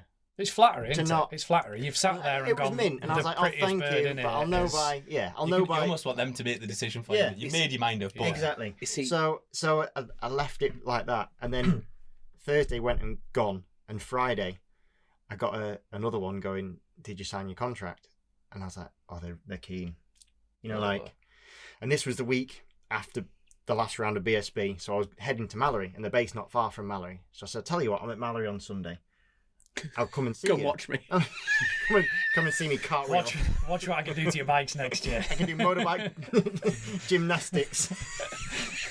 You didn't get another text message after your Gerard's incident. So, and I was like, flipping heck. As I said, that was all arranged. And he says, right, I'll tell you what, though, before we like even bother doing that, let's see if it's like feasible. Like, what do you want? So I thought, here we go then. So I'll just put down a really big number. And I was like, then the reply came back going, yeah, that's fine. Oh my God. And I was like, ooh. Your missus is going, Like, sign it. what? Like, well, no, I didn't really. I sort of kept it under my hat a little bit because I didn't expect the reply to come back that was everything was sort of yes. I thought it would be like, no. And then the decision's made for you. Don't feel as bad then making the yes, decision that you wanted to make. You wanted to make the Ducati decision, but and it's just so hard. And I'm there thinking like, so it's the bike that's just won the championship. It's more financially more rewarding. It's definitely not the be all and end all, but you know, like you've got to live and you've got to. Yeah. So I was like, flipping heck.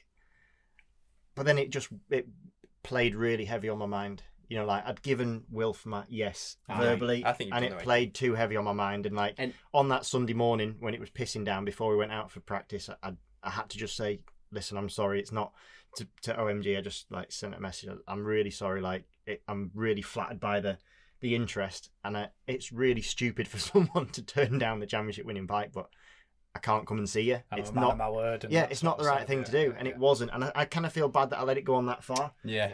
But I didn't expect it to have gone on that far.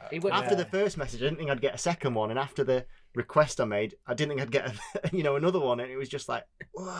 To be fair, I think you'd like. I think if that was me, it would have been. I think it's more respectful. You know, if you just went no, be like, well, what have I done to him? You know what I mean? At least you've had the respect to think about it. Mm-hmm. You know what I mean? So yeah, so it was weird. So yeah, I probably said more than I should have said then, but it was just it was a really strange off season in terms of like there's teams really looking for riders that they believe can do a job. There's with a couple of riders going out now of the year. You know, we've had Tom's left, hasn't he? Brad Ray's left. Taz has left. Gone, yeah.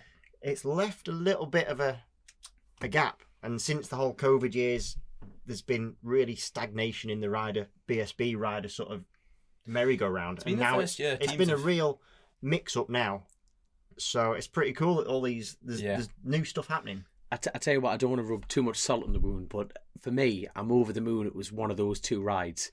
You know, from the rumour mill element, it's like, well, look, he's rode a Ducati. You know, if Tommy's left, you're thinking, right, champion, you know what I mean? They've swapped sisters, you know, they're having a go at it. They've swapped sisters. They both know what they're like, you know, anyway.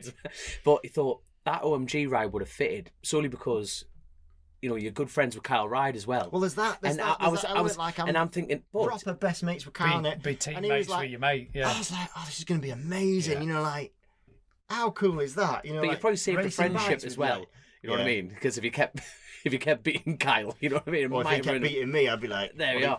But over you, son. I was pretty surprised to see that Tommy'd left, to be honest with you, because I sometimes think you're stronger in a position that you're going into with that less. There's the less of the corporate bollocks and the well, there's been a few surprise moves, haven't there? You know, like even and... Glenn, I think, was a bigger surprise going to PBM. You know, the PBM lineup. The PBM lineup is like a really not strange one in terms of the choice of riders. If you think about it, they've got the top 2 riders in the championship because they finished 2nd and 3rd, and number 1's out. Yeah. So they've basically gone for who's the best 2 riders on paper. Yeah, they are. Yeah. It was kind of weird when you see Glenn, because literally at the Donington round, his post-race interview was how no one asked him about where he's going to because he's a piece of the furniture at Honda. And like, I'm normally pretty good at keeping my ear to the ground and had no idea until last moment when that, literally just before that news broke, and I was like, whoa. Yeah, it was a shock that he went back. It's actually good there are secrets left in this game. It's cool. Normally you normally get a drop of blood and the sharks will come kind of thing. Normally, you know. I must ask though, is this when's the last time you rode for a team without a teammate? Don't think I ever have. It's not. Was that not a play? Like, I'm thinking you rode for Tycho for years, and you had teammates with Keith Farmer and bloody hell, how many other people in that team? But is that exciting? Is that nerve wracking? It's kind of weird. It's kind of weird because I don't know. The other rule in racing is always beat your teammate. If you haven't got a teammate, I've won. That's the other aspect about Tommy leaving that. He's put himself straight into that position where he's got Glenn, a direct comparison. Well, no matter where you finish on the grid, you've got to beat that block. Yeah. And if you don't, then. But I think there's also pressure from a team point of view when there's one rider, because all the pressure's on you to do your bit for the sponsors and everything else and represent the team. In a good way, I think now that this year they've got the Super Sport project in Motor Rapido, so actually that. That doesn't count. It does a little bit, because at least you can. Don't justify. It will change the dynamic in the squad a bit, because I don't know if people really know how much effort. That's why I think I think you go into a good squad. Oh, 100%. The effort that goes into stress about to that team from Wilf. You know, Wilf owns the team and he's massively, massively involved from a technical perspective. Probably less so now, but he always was. And I think it will change the dynamic, but in a good way, because it'll just be a little bit. There'll be a little bit more there going on. Do you know what I mean? I just think I would have stocked 1,000 out of their garage years ago. And was just so impressed that it was so professional, so good, and everybody knew the stuff. There was not one bag carrier in that team. Everybody has like a serious role to play, and I think it'll be a nice environment to be in. Wilf's a boffin. He's a full blown boffin. He's a proper geek, but it'll be interesting. But like, there's loads of lads moving up, which is really cool. There's loads of lads moving like teams and stuff. So it's going to be really good. You know, you start from the top. We already spoke about Ryan Vickers. You know, he's got a big sort of role to fill there. You know, like, he's not coming off a good season at all. I'm sure I'm not being mean. I think he would admit that himself. It's been a rough year for him. It's just been a difficult year for him. Yeah. And there's no doubt in his speed. He just needs something to click right for him. Yeah. And he's definitely got the speed to do it. There's no doubt. So whether... You'd rather be labelled like a fast lad who crashes than a slow lad who doesn't crash. That comes back to that same thing. He's probably had a year that's kept getting harder and harder. The results haven't been coming. The harder he tries, the more he crashes. It's just fucking been pancaking on it, and he almost needs to go away, reset, and come back. Well, so he's got a great reset button to go with, hasn't he? Yeah, New bike, new team. New team. Yeah. Everybody knows what everything's capable of. They know what he's capable of. He's got Kyle as a good benchmark to go against. Yeah. I think Kyle will be top. I think they'll be pushing at the front this year. Kyle can pedal a bike. Not that he didn't last year, but he had some moments, didn't he, where he struggled. But he was. But I think that then comes down to the teammate thing for Kyle. Didn't he have an arm pump issue or something? Did he have a little bit? Yeah. He had some issue at Alton Park or something, didn't he? He wore Brad's leathers or something. Yeah, more.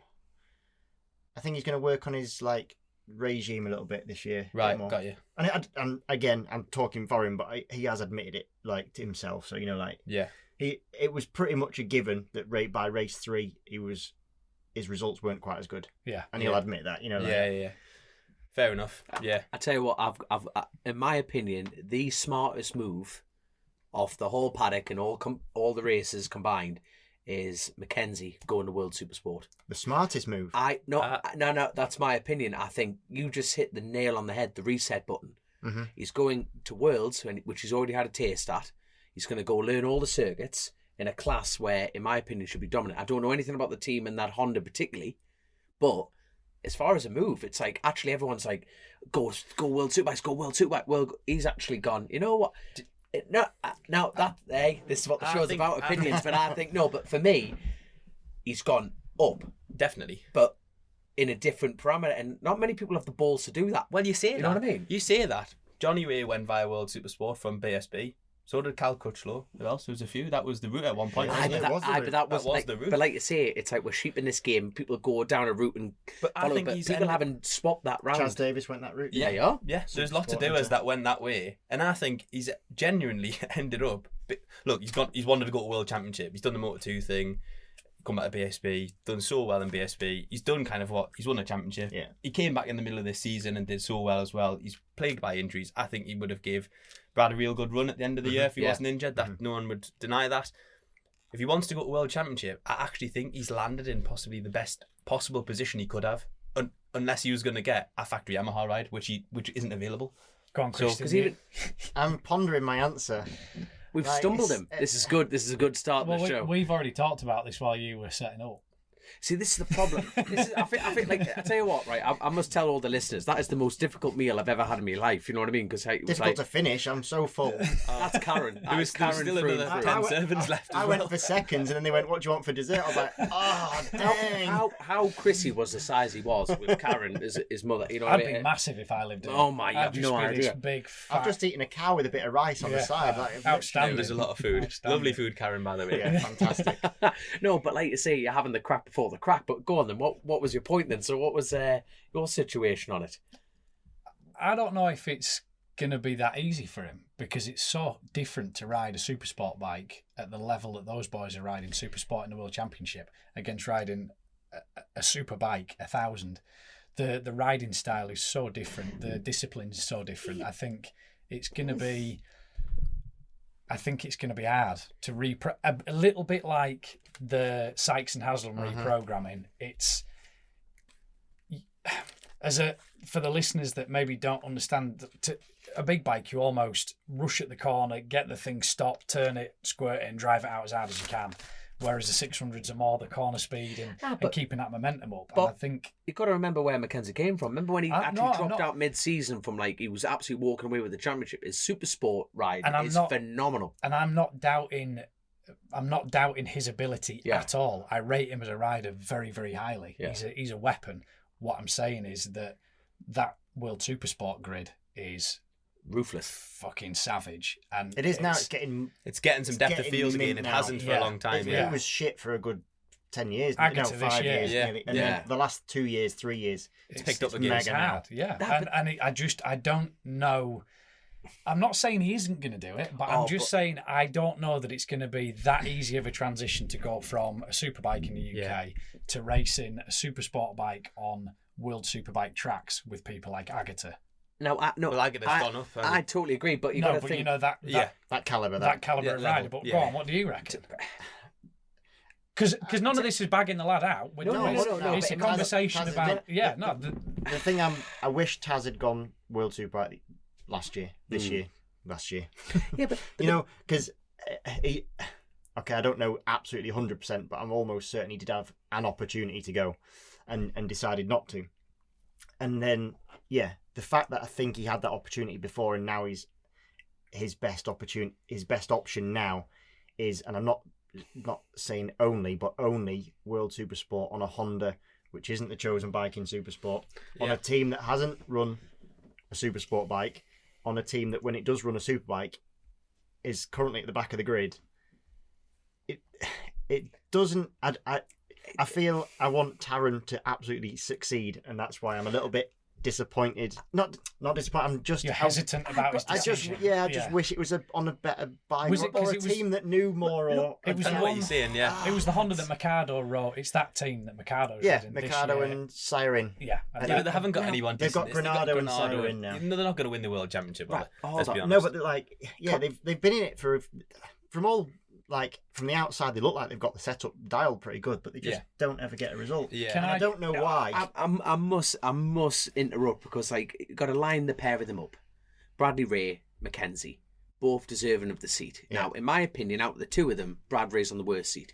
From the outside looking in, he's not doing all the rounds. He's not doing the flyaway rounds. You think, well, like I say, I'm definitely not in charge of budgets. I can't even get budget for my own race, and never mind someone else's. But what happens if he cartwheels a couple of bikes trying? And you've got to look at what the history of what British riders are doing at the minute in Worlds. They're doing wildcards at Donington. like Hickman, everyone, and they're just jumping in with these lads. Like James Tozer nailed it in the commentary. It's like these lads are testing years and years and years, and just jumping in the deep end like that. It's a bit like for like a British talent like Bradbury and Mackenzie and yourself to get at that level, you need to be on the number one bike to stamp that. So, in my opinion, at the two of them stepping in the worlds, Mackenzie's taking the better choice. If you look at it as a slightly longer term solution, I think he's in a better position. 100%.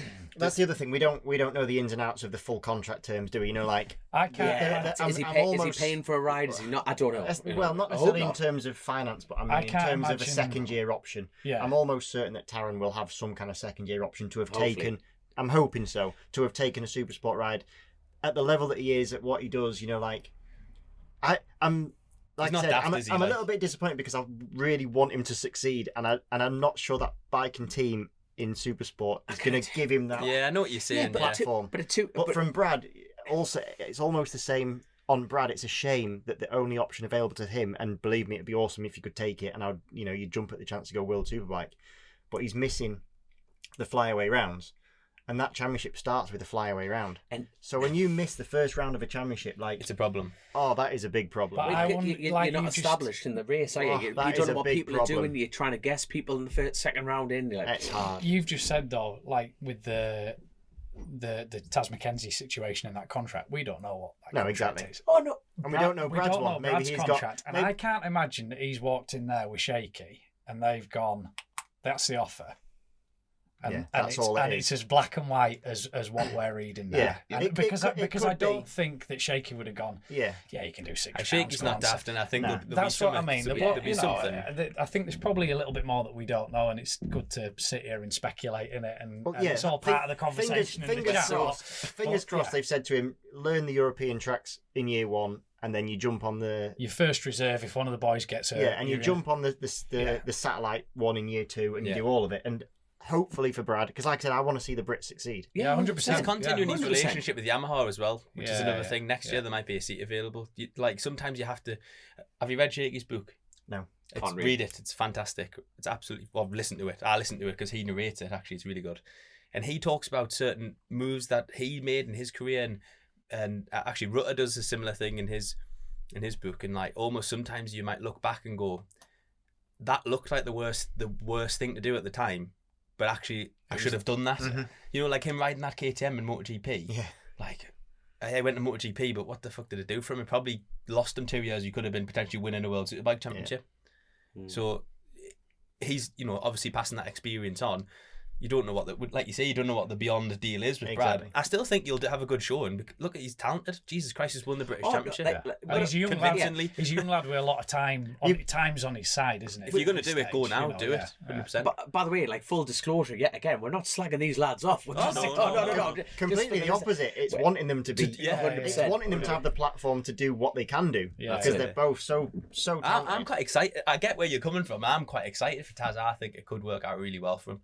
And he could have a really good showing on it. It's a real left field move, You weren't expecting it. Which is great. It's pretty cool. It is brilliant. Yeah. You know what I mean? Because, like you say, I just really hope it's a master plan. Yeah. And I just gotta hope first round he just fucked it. Yeah, I really do. Well, pretty much saying it's not, but do you think? but you never know. Do you think any of the current or people coming through World Superbikes are ever going to make the MotoGP? Ooh. Johnny's not going to go. That's episode 2. He's done, isn't he? He's not going to go to MotoGP. Toprak's the big one, isn't he? Yeah, You'd like to think he'll go at some point. Even he hasn't. Red Bull and Monster conflict. Yeah, there's not big conflict. And Keenan, from what you hear, is that Keenan Softwoglu is the one that would prefer him to stay in World Superbike for the Red Bull contract for one, but then also I think he can earn quite well in World Superbike. Yeah. And I think Keenan also in his career, a bit like we just said about when you're getting advised. When someone's already taken wrong choices, Keenan will know that unless he's on the best bike, it's a waste of time. Exactly. Yeah. So, but then the racer in Toprak's going to be going, fuck, I want a shot at the top.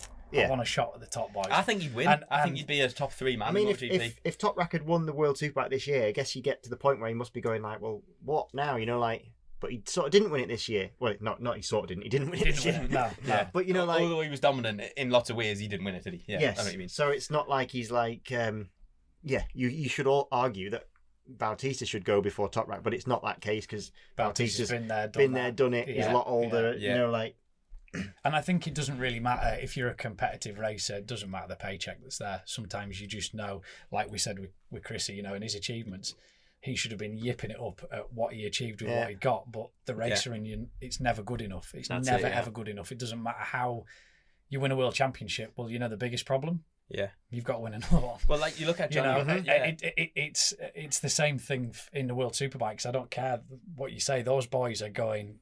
Look, you've only got to look at Johnny Ray, how long he's been going at that in World Superbike. And I watch his vlogs on YouTube, great. And you think to yourself, how can you keep going that year on year with that dedication, that commitment, going faster? And after them three have raised the level. In almost, right, this sounds awful, but this year it was them and everyone else. They've made people like Alex Lowe's that are like riding the wheels off that Kawasaki look mediocre. I'm not saying Alex Lowe's is mediocre. No. But they almost raised the level to that point. That they were nuts. Them three were nuts. Their tyres are getting made somewhere else completely. They got the Japanese ones.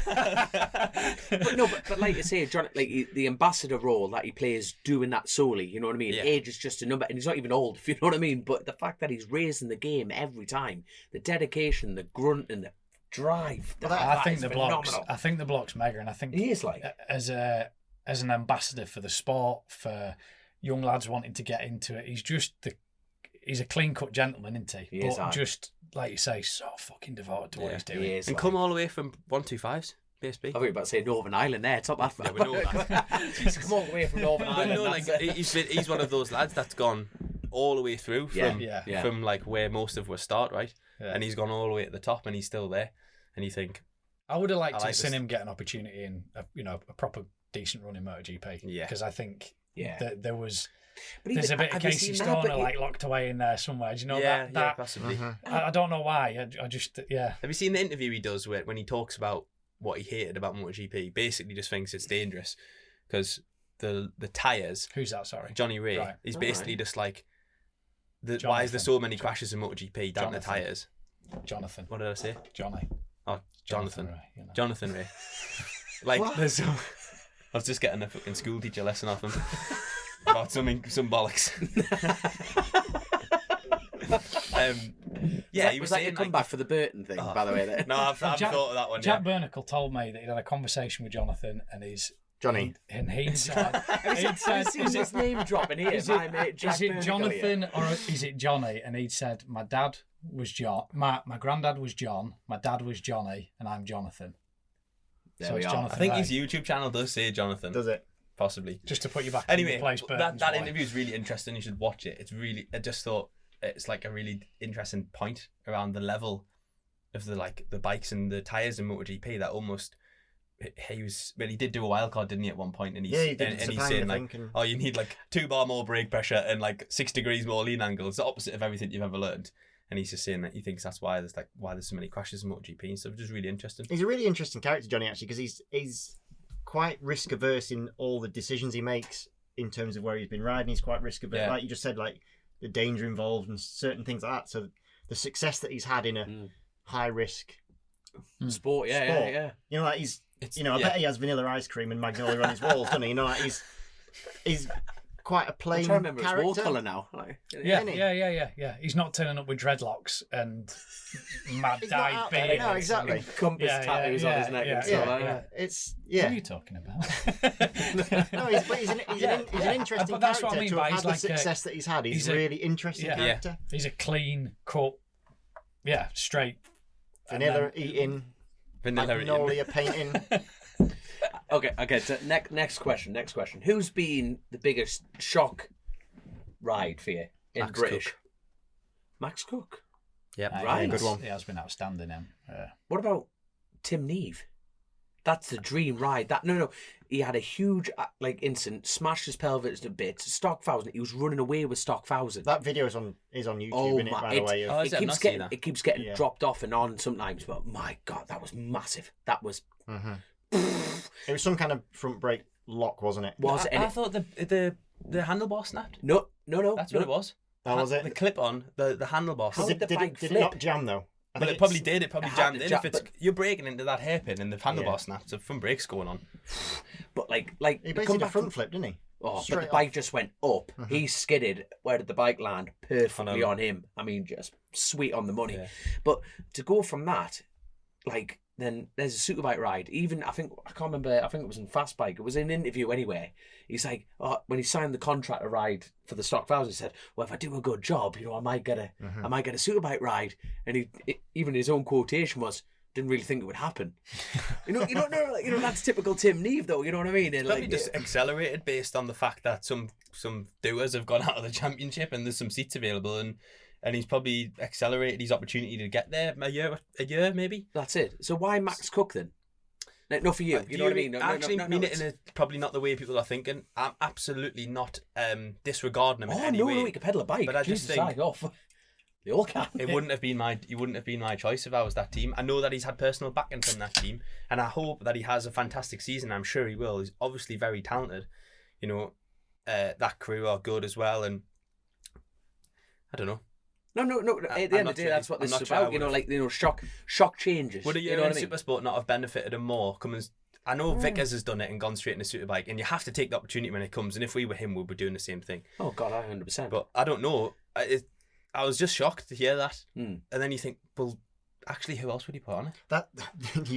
Exactly that. That's a problem. There is for the and with my situation as well, I've benefited from it. But it's for the first year in that I've known for a long, long time. There's more seats than riders than bums, and it is like there is more horses than jockeys for the first time in this game, and it is crazy. And it's and people are, and it's actually nice because there has been a shortage of talent coming through the system, so it's nice to see that Max Cook has got the call up, that Tim Neve's got the call up, Tom Neve's kept his seat, which I don't think maybe would have happened in most other seasons. No, you're probably right with that. It is a cutthroat championship. You get dropped as quick as you get picked up. Whenever there's second year, whenever there's a manufacturer involved, there's an even more a higher expectation. Brad Perry's getting the call up.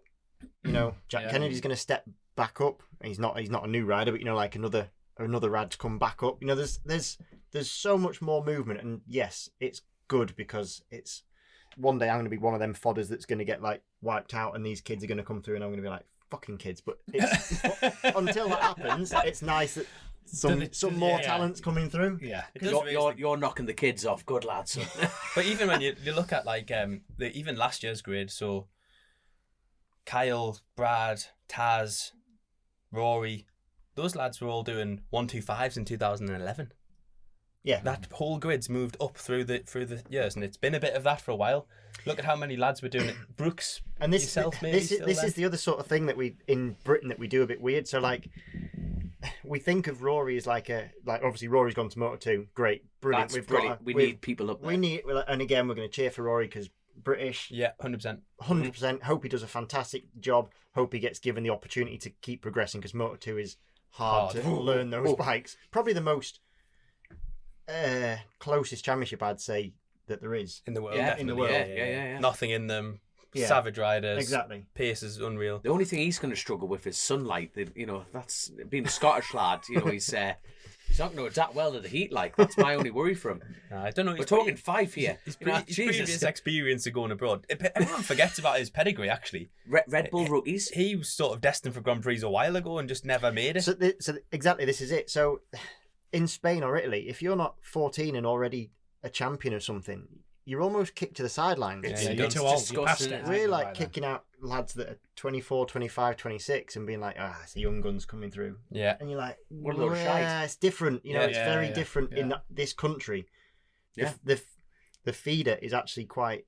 I spoke to a team manager and they've got a new young rider and their rider sort of said, I'm going to spend the year learning and blah, blah, blah, which is, I think, a really good, sensible way to do it. And this team manager who I'm friends with went, I told him we want fucking lap records and wins.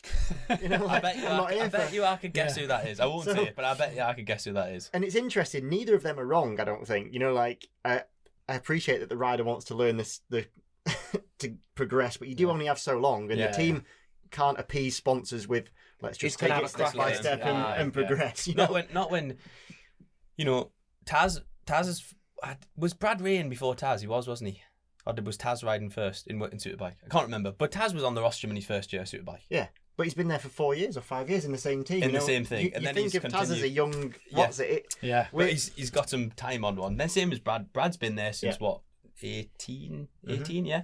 So, yeah, and he won some races in the first year. There's not many of them that go in and win races in the first year. I think Kyle got a podium early on the Suzuki, didn't he, at Silverstone? Do you not think this he is won 2 races? That's right, yeah. Do you not think this is where we don't necessarily produce particularly good Grand Prix guys? You know, we don't have a strong presence in Grand Prix because when they're 18, we're putting lads in Superbike. And that's like, well, it never used to be that play. though. We never used to do that. Look back over, like, let's say the last. Well, no, you could probably go a bit further back than the last decade, because the last decade has been no. Actually, yeah, let's say that, right? Those lads were in 125s.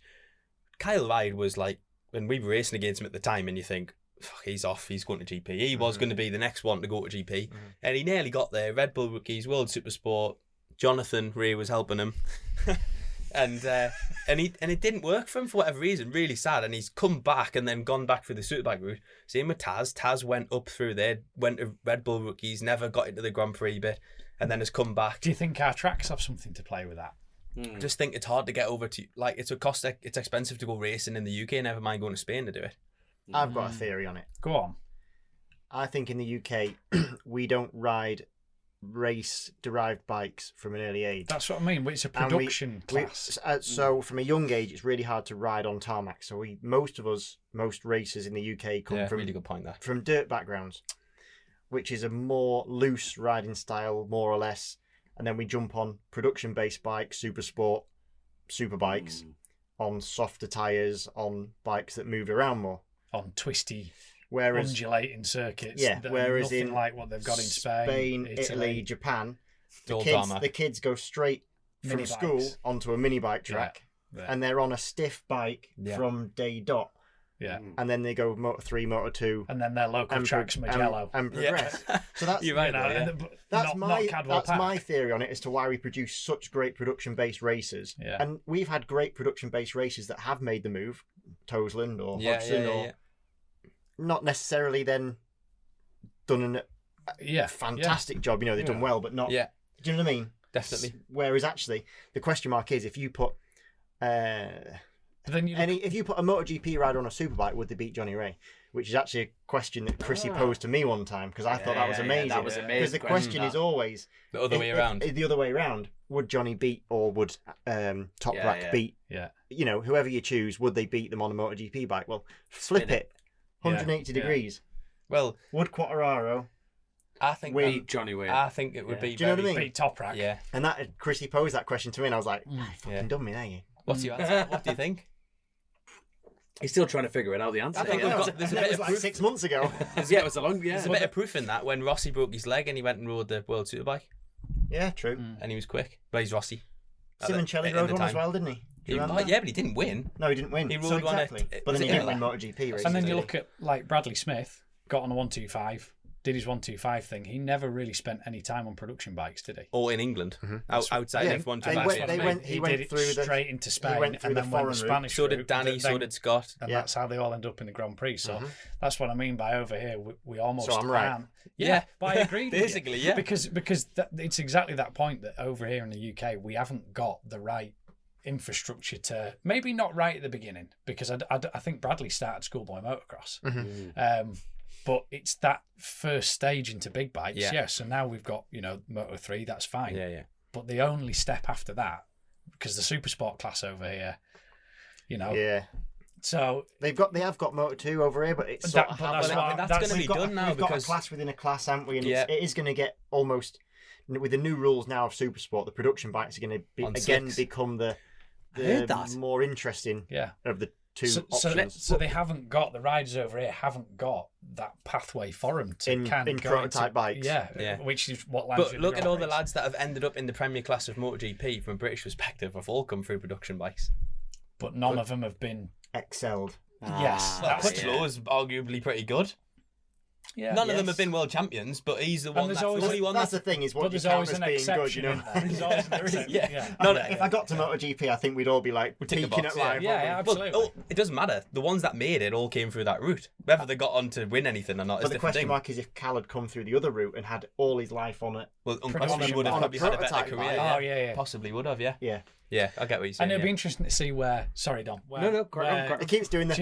Yeah. No, I've got used to it because you know what I'm loving it. It's like this is like day dot for me because we always used to over jump each other and I'm like, this is mint. This is what I was like. This I'm loving it. Crack on, lads. It's pub crack. I think it'll be interesting to see where Jake Dixon goes because it's like he's starting to he's now finding his feet in Grand Prix. He's now starting to, there was a bit of pressure when he's got, the full gas thing there, and he's got fucking what's his name's looking over there's some pressure there, isn't there? And he knows that he's kind of flying the flag because he's been the strongest Brit last year, hasn't he?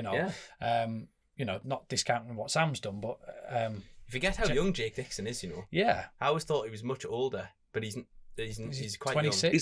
He's like an old young man, isn't he? Because he got married early. And he's been around. No, you know what I mean. Well, he's been in the game a long time. When he got on that RAF bike in the British Championship, he was fucking outstanding. I remember that. That was phenomenal. It comes back to those opportunities. He's riding the Appleyard bike one year, and the thing wouldn't. This was before Appleyards were any good, by the way, in Supersport. Robin won't mind us saying that.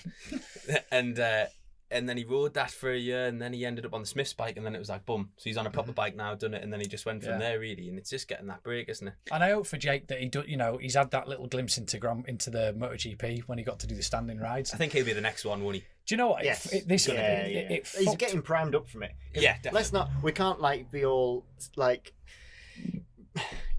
we can't have wear rose tinted glasses. The path up to, it is a business. MotoGP and World Superbike is a full-blown business. Like Dorna absolutely run that in terms of, and believe me, the riders that we're talking about are picked and sort of vetted and given a lot of assistance to come through. Mm. So, Jake is the chosen one, should we say? Yeah. And been given the opportunities, and actually that will have helped him because he didn't have the best first season in Moto2. Like most. No. If he wasn't British, he probably would have got the old jog on, kick or bring a load of money, which isn't that easy, So no. It can work for you and it can work against you. And Jake now is showing what he can do. It's a shame because a lot of riders I think they've been. Taron, for one, didn't get given long enough of an opportunity. Yeah. There's literally no reason why Taron can't have been doing exactly the same as what Jake's doing now. Without question, yeah. If he got given longer. That's why I said at the beginning of this bit, I hope Rory gets the amount of time and a fair chance that it requires. Yeah. Because he will get to pace very quickly, but to pace, there's a difference to pace. Yeah. Well, you're back into the same thing that Chrissy was in. That gap from 20th to 1st in there is so tight, isn't it? And I was just going to say, do you know what? It really...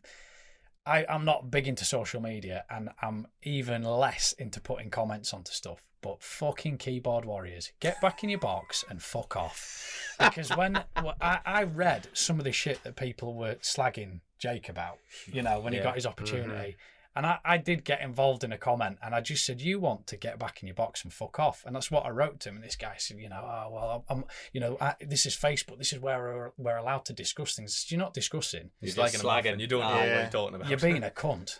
In terms of social media, that's a beat. That's on Grace. It is funny how many people pass off their thoughts as fact. Yeah. But what thought process has gone through to sit and they go, like that? the people say, a rider signed up, and then they go, yeah, but he's paid for it, but they don't have a clue. That's Joe Blogs from down the street. They don't know any of the ins and outs or what that rider's gone through to achieve that position. Or the commitment, the sacrifices, what he's put his family through, the fucking bank balance that's now minus 6 figures to try and achieve that dream. Why can and do you know what? Because it's easy though, isn't it? Yeah, it's easy. He's bought that ride. As in it's too easy to put a comment. Yeah. Do you think that's a British thing though, where everything is we're just shit. That's shit. Have you watched the French should get behind that. The French should be like, fucking yes, the guy's been lapped, but yes. Yeah. Whereas the Brits would be going, you wanker, go on and throw him beer at him. Hang on, we can't talk about the French in a positive light at the moment. Other than Sylvain Guintoli, who's basically British, but we're not talking about Frenchies today. Not bitter or anything, I guess. Why? What's the French done? Something to do with don't get him something going. to do with football, I think. Probably. I'm not a huge football fan, get but I like a bit of football. I like the pints with football, and I was a bit gutted that it ended when it did. I'd rather watch paint dry. In the way it did. See, I don't even know anything about it. Nah. Jesus Christ, lads! I tell you what, we've got to go back to a point that you dropped a bombshell there. Slicks, Super Sport. What? Aye, Super Sport and Slicks. Is that right? So They are. if you always watch the British Championships, always a year behind. I'm hoping I'm saying this in the right way. It's always a year behind the World Championship, really. It I has hope been. Stuart Higgs isn't listening to that. He'll No, but blow a no. gasket if he. No, but it has been from a rules perspective with. I'm talking about Super Sport specifically for some time now. So they went to different ACUs and stuff like that. The new generation Super Sport bikes went in to World Championship last year. That's happening here this year. We're also going on to Slicks a year after they have. It makes total sense. You would follow that mold. Why Well, would you can not? see whether it works or not, can't Exactly right. And I think I actually think they work together on it. I don't think it's you? Well, Scott Smart is the same technical director for both. exactly. So. So interesting, and I think what it'll do is really, you'll have to ask yourself a serious question: do I want to be riding a Moto2 bike? I mean, is there any point? Is there a point? Yeah, Probably not. because they're not cheap. There's some I hatchet wonder- jobs out there, but I wonder the if that- proper ones aren't cheap. Thing is, like, even the roads, like, you're talking about, like, you know, the hierarchy of it in that situation, that, you know, Worlds do it, then BSB. I wonder if Slicks will come into roads in Super For Sport. Super Sport. That'll be interesting. I mean, it's by design. That Yeah, I say that. I'm not slagging. I tell you what, this is worked out. On the roads, do you think there's as much of a benefit? That's the first thing I was thinking then was, would it interest? Because, would like, I literally even be this thinking year, about there was that? the issue, wasn't there? Yeah. Where a tyre brand couldn't use their slicks. Oh, say the word Dunlop from Japan. Go on, just say. Well, no, it wasn't the ones from Japan. That was the problem. We know that. That was the one from France. Yeah. But No, I didn't say the brand because I didn't know which one it was, to be fair. fair play. But yeah, There we go. one set of Dunlops were delaminating, weren't they? Yeah. The slicks were. So they made them ride the road tyres Yeah. or the road derived tyres, and they still won. Nah, but No, they're because still didn't Davies Delaminated as well. Yeah, in the stock race. No, in they the were still TT. delaminating, but like what me and Chrissy were talking about on that particular, that could happen at any brand. That could happen to Michelin, Metzler, Pirelli, It was anything. a Dunlop thing. It was a Dunlop issue for that. Unfortunately, it happened. Yeah, for that event. But You know what I mean? But I know what you mean. It's What I mean Well, is on the road. Will it make a difference? Is what I'm saying. Would you even? I don't think so. Just to correct You're not No, after no. the same outright grip, are you? But also Oh, the God, road aye. tyres basically Are a you? cut slick. See, I isn't don't it? know. I'm completely those green to it. I those wouldn't know. Dunlops were delaminating in they were doing it on in- the stock tires as well. World Endurance last year. Were they? Yeah. It's Yeah, but that's Like, it always actually not the happened- question, is it? No. The question is, will on slick tires on on a roads. super sport bike. Let's not just talk about super sport because it makes sense. But would a slick tire around the northwest versus the basically what is a cut slick, because it basically is that. It's the Make same it- tyre. Yeah, No, it is- with More or less. cuts in it. I agree. Would it make a but difference to the lap time? It does. I think no, but Or would it give you more feel? it'll give you more feel. It's at the end of the day, you're still pushing. You know, you are still pushing. But we talked about it at the beginning of the pod. You know, you did, Joe. It was like the fact is you're riding a bike up here. You know what Well, I mean? there is No, that. there is. You know what I mean? It's like that tire's got more grip. There's a second in that. You're going to go, you know, off I go.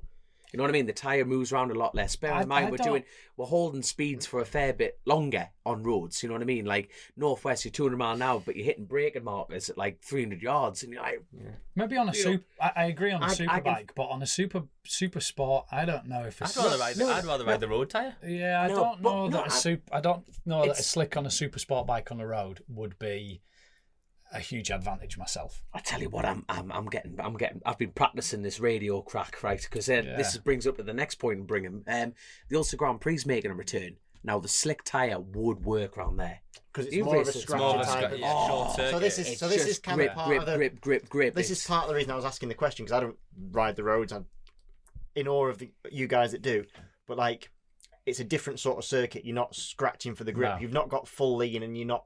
Which is why I was saying, do you need that last ultimate bit? Mm.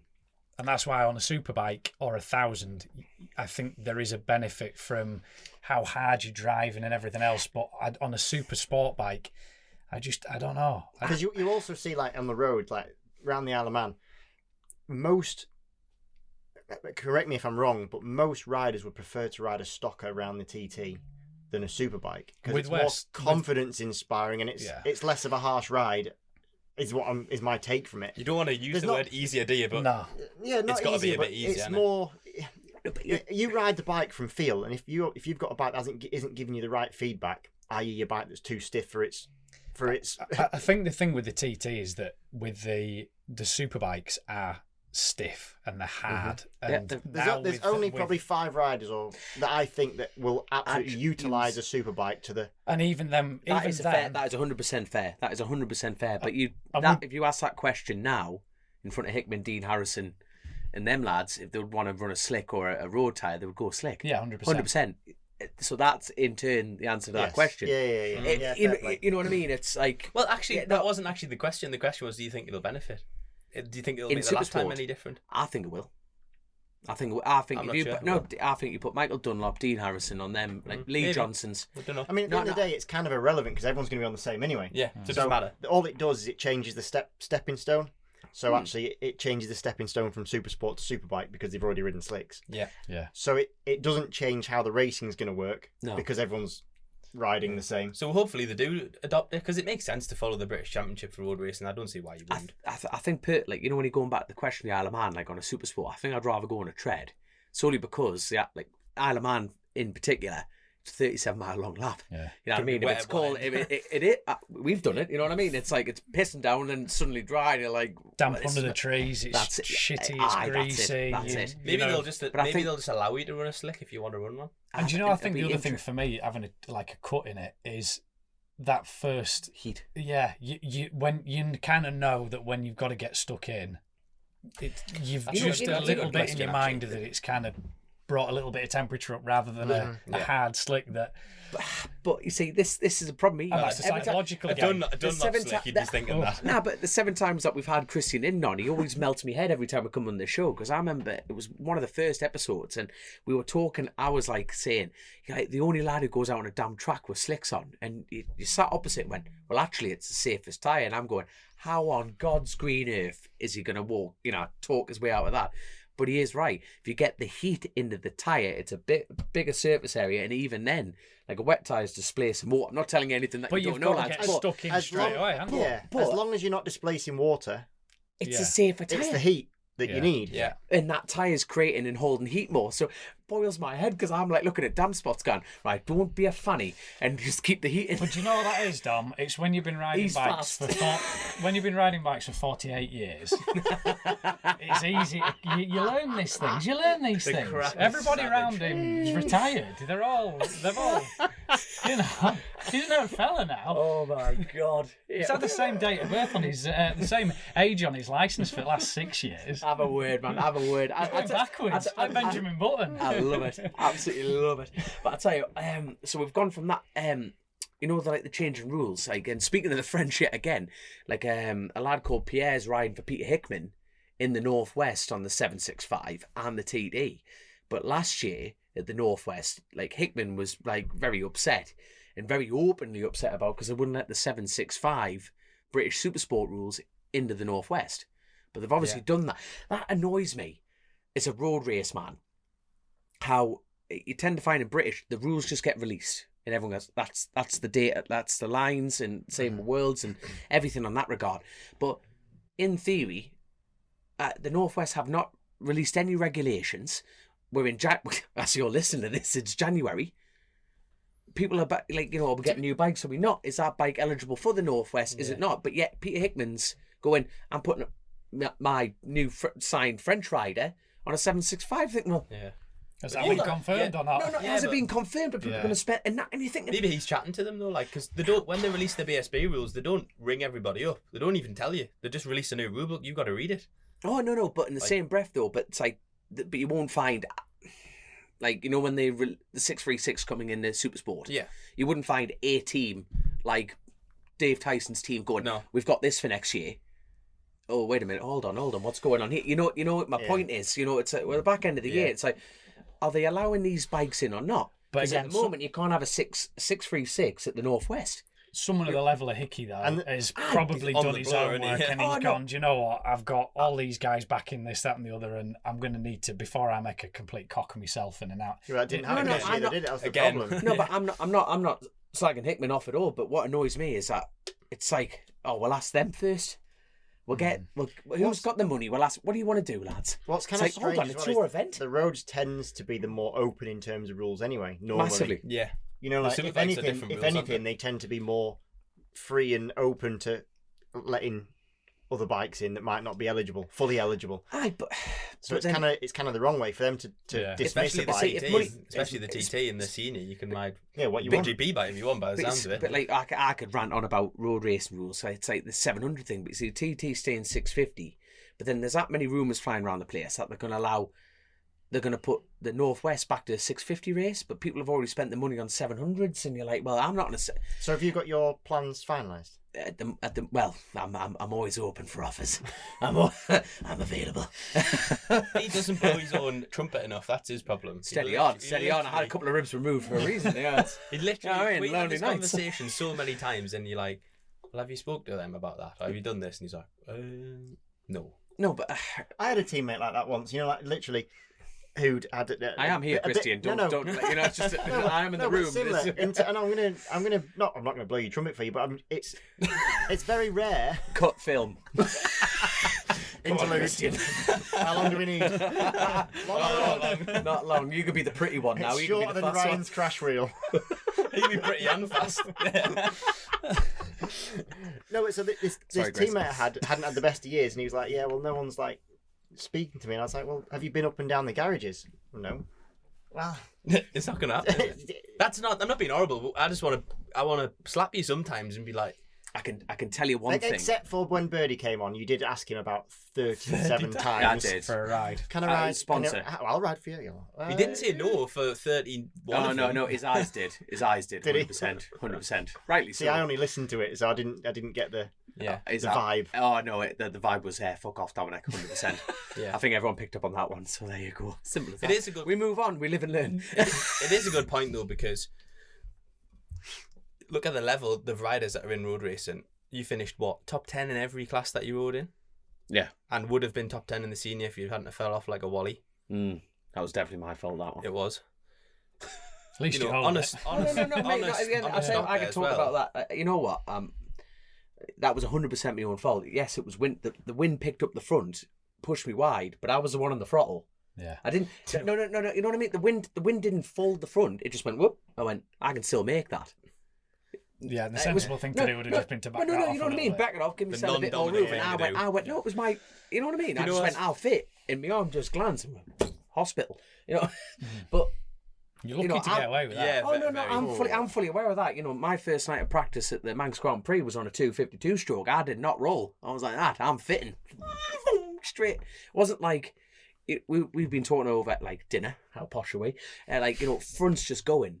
You know, it wasn't a feel thing for me. It was just me. I shouldn't have done it. Yeah. I'm laughing because we were watching some videos of the classic Manx the other day of this fucking lunatic riding around on a classic bike, and he's explaining to me how they are what they are. You just take them for what they are. And there's clips of him, the clutch is slipping, and there's clips of him like fucking bars going like this. They've got 100 horsepower or something. He's fucking in the curb over the line. Like, Dominic, what are you doing? Well, the clutch was slipping, so I was just trying to carry as much speed as I could. And I thought, that wasn't the answer I was looking for. Like, it's not getting any better. So just call it. Keep riding. He's reeling the curbs. And you're like, oh my god. I tell you what. Before that, right? I can guarantee you, this is a bit of a long story, and I'm sorry, Grace, but I'm never ever getting a ride at Honda. Oh, this is funny. I've already told you. I feel like I need to set the scene. Oh no. So right, I tell you. So I saw Ewan a while ago. Ewan McGuinness and we're going up the road. He goes, "Oh, what you doing?" I said, "I'm driving." He goes, "Oh, give us a ring." And I went, "Oh, I didn't save his number." So I was trolling through the Instagram and found this number. Hit the number.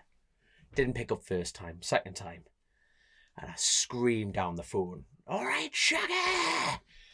And he goes, oh, I said, "What's the crack? What do we know then? What do we know?" And he goes, "Not a lot." He goes, "Who's this?" I go, "What do you mean, who's this? How many Geordie knackers scream, 'All right, Shagger,' down the phone here?" He said, "Give us a ring." He goes, "Well, I recognise the voice, but who is it?" Oh, and I just went, oh my God. The voice was familiar to me as well. And I just took a deep breath and I went, "Is this Javier from Honda?" and he goes, "It is, yeah." I went, "I am so sorry." And I was literally travelling down to Doncaster and I'm just going, Swallowed me. loudspeaker. You know, I'm like, Akroyd, I am so sorry. And he goes, yeah, how are you doing? What a gentleman he is. You know what I mean? Like, you know what I mean? Like, he's like, how are you doing? I went, right, I've got to explain how this happened, right? You know what I mean? So I was chatting to Ewan ages ago. We both had a couple of pints. And I got him on the phone. I said, Howie, what's the crack at Honda? You know what I mean? Glenn's gone. You know, this is straight after when Glenn's said, I'm not doing the TT. And I was a bit braver, a couple of pints. And it's going, what's the crack? He goes, oh, I don't know. I said, send over Javier's number. So...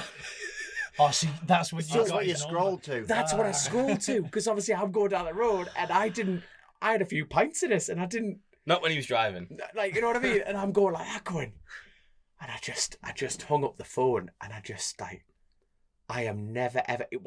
He was mint about it. And he was asking, he went to Chris's funeral and I had a bit of a chat. And I'm going, whatever I say, and I just said to you, I owe you the biggest cup of coffee, and I can, you know what I mean, the biggest apology. And I'm fully aware I'll never ever get a ride at Honda. And he's just laughing down the phone. You know what I mean? So I rang Ewan. And he was crap. Like, you can imagine he was laughing. He goes, you are forevermore just a pikey road racing bastard to him. And I went, well, he'll never forget me, though. You're not wrong. I could not believe it. So I can officially say I will never, ever get a Honda. I don't know who will get the Honda seat. It'll be interesting. Because I think McGuinness is back. You mean the official Honda seat? Yeah. Well, they normally run two riders, don't they? Like, Toddy's obviously been announced to race BSB Paget. With Paget. Yeah. So that is a clever move. Carry on. That's a really good move. That's a really good move. Another nice thing to see. Yes. Someone stepping up and carrying 100%. through. Yeah. Davies' career in the last couple of years is just absolutely skyrocketed. Yeah. And he's a nice lad as well. He's gone from struggling to do anything, but not sort of getting on people's radar, and then just all of a sudden he's just gone bosh. Yeah. His career's gone up, but his sense of style's gone down. You know what I mean? He's got the cowboy thing. Class, man. It works. He's got the confidence to carry it. He's definitely got the confidence. Yeah, I think it's a good fit for him as well. I think it's a little bit the situation you're in, that kind of... Well, cowboy boots and mullet. Yeah, you could pull a mullet off, couldn't you? Or Billy Ray You need Cyrus to sitting on humble that moustache next, I can't grow facial hair. That's the problem. No, this is me after about a month. Benjamin Button, yeah. I can't grow hair. But I think for him, because that Paget's thing, I think it's the reason that Connor stays where it is, because he's just so comfortable. It's Clive is he has an expectation, but it's that family thing as well, isn't it? And we all know in racing, we spoke about it, it's so psychological. Yeah. And if you're happy in your environment, it makes such a difference. Don't change it. Yeah. So you know how like BSB's got the more horses than jockey situation in the roads, it's like the opposite. There's almost like the less. You've got the Honda factory ride, so someone's going to fill that seat. Definitely not moi. So you got. I'm trying to think. Really, the next top seat to that. Well, you've got Cinetic. Cinetic, but who are they? Who are they? Wait, you got Dean Atwood. That's it. That's it. He'll be staying with. Lee Johnson's gone to Hondas. He's bought Glenn's. He put that on his vlog. Yeah. He's bought Glenn Irwin's Superbike. Ah, right. So he's jumped down that. I don't know what he's doing in Super Sport. I didn't watch that. Interesting. Spoiler alert there. I don't know what he's doing in Super Sport. Well, he's running R6. Why would you not? Well, he knows the R6. He runs as well. Yeah, that's he's it. He's not affiliated, is he, to a manufacturer? That's it. And then you got Hickman, FHO. You know, them things are like solidified. You know, you think, well, Alan's going to go back with Hillier because Hillier's he would have done Dakar by no. Will it still be on? Possibly, don't know. There you are. But let's guess. Yeah, he's running 15th at the moment in class, which is pretty good. He got stuck in a June. Wager on this. He's had to point his chain on. It's pretty easy to be like see into the future and go. He got stuck into a June because everyone's going to get stuck in a June. Yeah, fair play to him. He had a puncture. It's a savage old thing that to do. I think people underestimated when Petrucci did it. What he did on that. What a legend! Yeah. Proper legend. What a legend! Yeah. And he's a full off road. Out of everyone in this room, he is a full off road. See his face light up. That is. Look at him. Yeah. Because what he did to win a stage of the Dakar it's unbelievable. Yeah, unreal. I can't actually put into words just how incredible that is. Yeah. That is class. The bikes are cool. I love the bikes. Like they're really Redline's fortunes. Yeah. When I was working at Redline, they sponsored a lad, Richard Main, lovely bloke. He had a massive accident on it. You know, if he wasn't a lovely bloke, would you say? It's just such a funny thing to say, isn't it? Yeah, I don't know. It's nice. Feel like he's deserving of a lovely bloke statement. Richard Main, you'll carry on. Anyway, right, Gabe's a bastard, right? Fair enough. No, lovely bloke, and they bought a bike for him. Can't say it without now, can I? And honestly, what a lovely man. I just looked at it for weeks. They're so fucking. Well, they are fortunes, aren't they? Oh yeah, They're proper money. I did a bit of homework into it a few years ago to see how much the entry fees were, just out of curiosity. And a few years ago, it was 44 grand for your entries for the Dakar. Yeah, because you pay for like all your support vehicle, don't you? And stuff like that. Right. And you've got to get to Peru. It's not like you can build, like James has got, he can build the bike and do his homework and turn up there with his kit that he's got. Like, there's a massive undertaking. So much to lay out and such a financial. But he's got a supporters page, which is no point shouting out because he's already there and done it and stuck in a June. So, thank you to the support group who got him there. So there, big shout out to you guys straight away. But oh god, I've totally lost where we're going with. Yes, so if he's going there with Alan, it's a bit like the Cinetic ride. I've heard Hutchie's got that. Has he? I've heard that Hutchie's riding that. Because that's the thing. If Hutchie, that's always been the go-to, hasn't it? Like, Hutchie and Cinetic or but then Chasin The Racin. It's always been the. Davo's unemployed. Davo Johnson. Who would you take over Davo and Hutchie?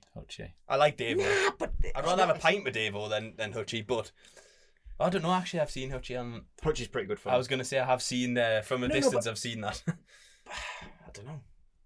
If you were them, who would you choose? I'm biased towards Davo, but like you say, look at what take the bias done. Out of it. Take the but it's. I think equally.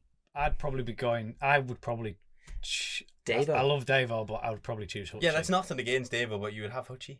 I think it's an easy question. I think just because he's been on that bike. Is that because of the results he gets, or because of the following that bit of both follows him? No, I think it goes back to what you've said about teams changing manufacturers. He's got a lot of experience with those guys and with that bike. Yeah, and he's a done lot. So he's just better because he beat them last year and he hasn't got called up from Cinetic that day. I beat a lot of them. Even Hillier. It's the proudest moment of my life. That I was pissed as hell in February. The London Bike Show. Alan Garner there's James Hillier, nice brand. I said I'm going to out qualify you and I'm going to smash you in the race. Northwest 200. There's James and I'm like that going. Do you remember when just I was whammoed in front of you? Even I came in. There's my Lauren. Look at that. I'm like, outstanding. No, but it's mad. Like Lee Hardy's not in the roads. Definitely not. No, that's what I've heard. That's what I've been told, that he's not doing that. So he's going to focus on British again. He wasn't there last time either.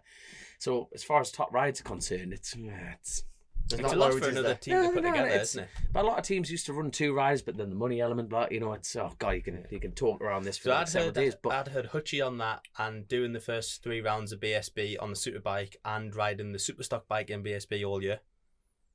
Wow. Because there's not been a confirmation of a second rider, has there?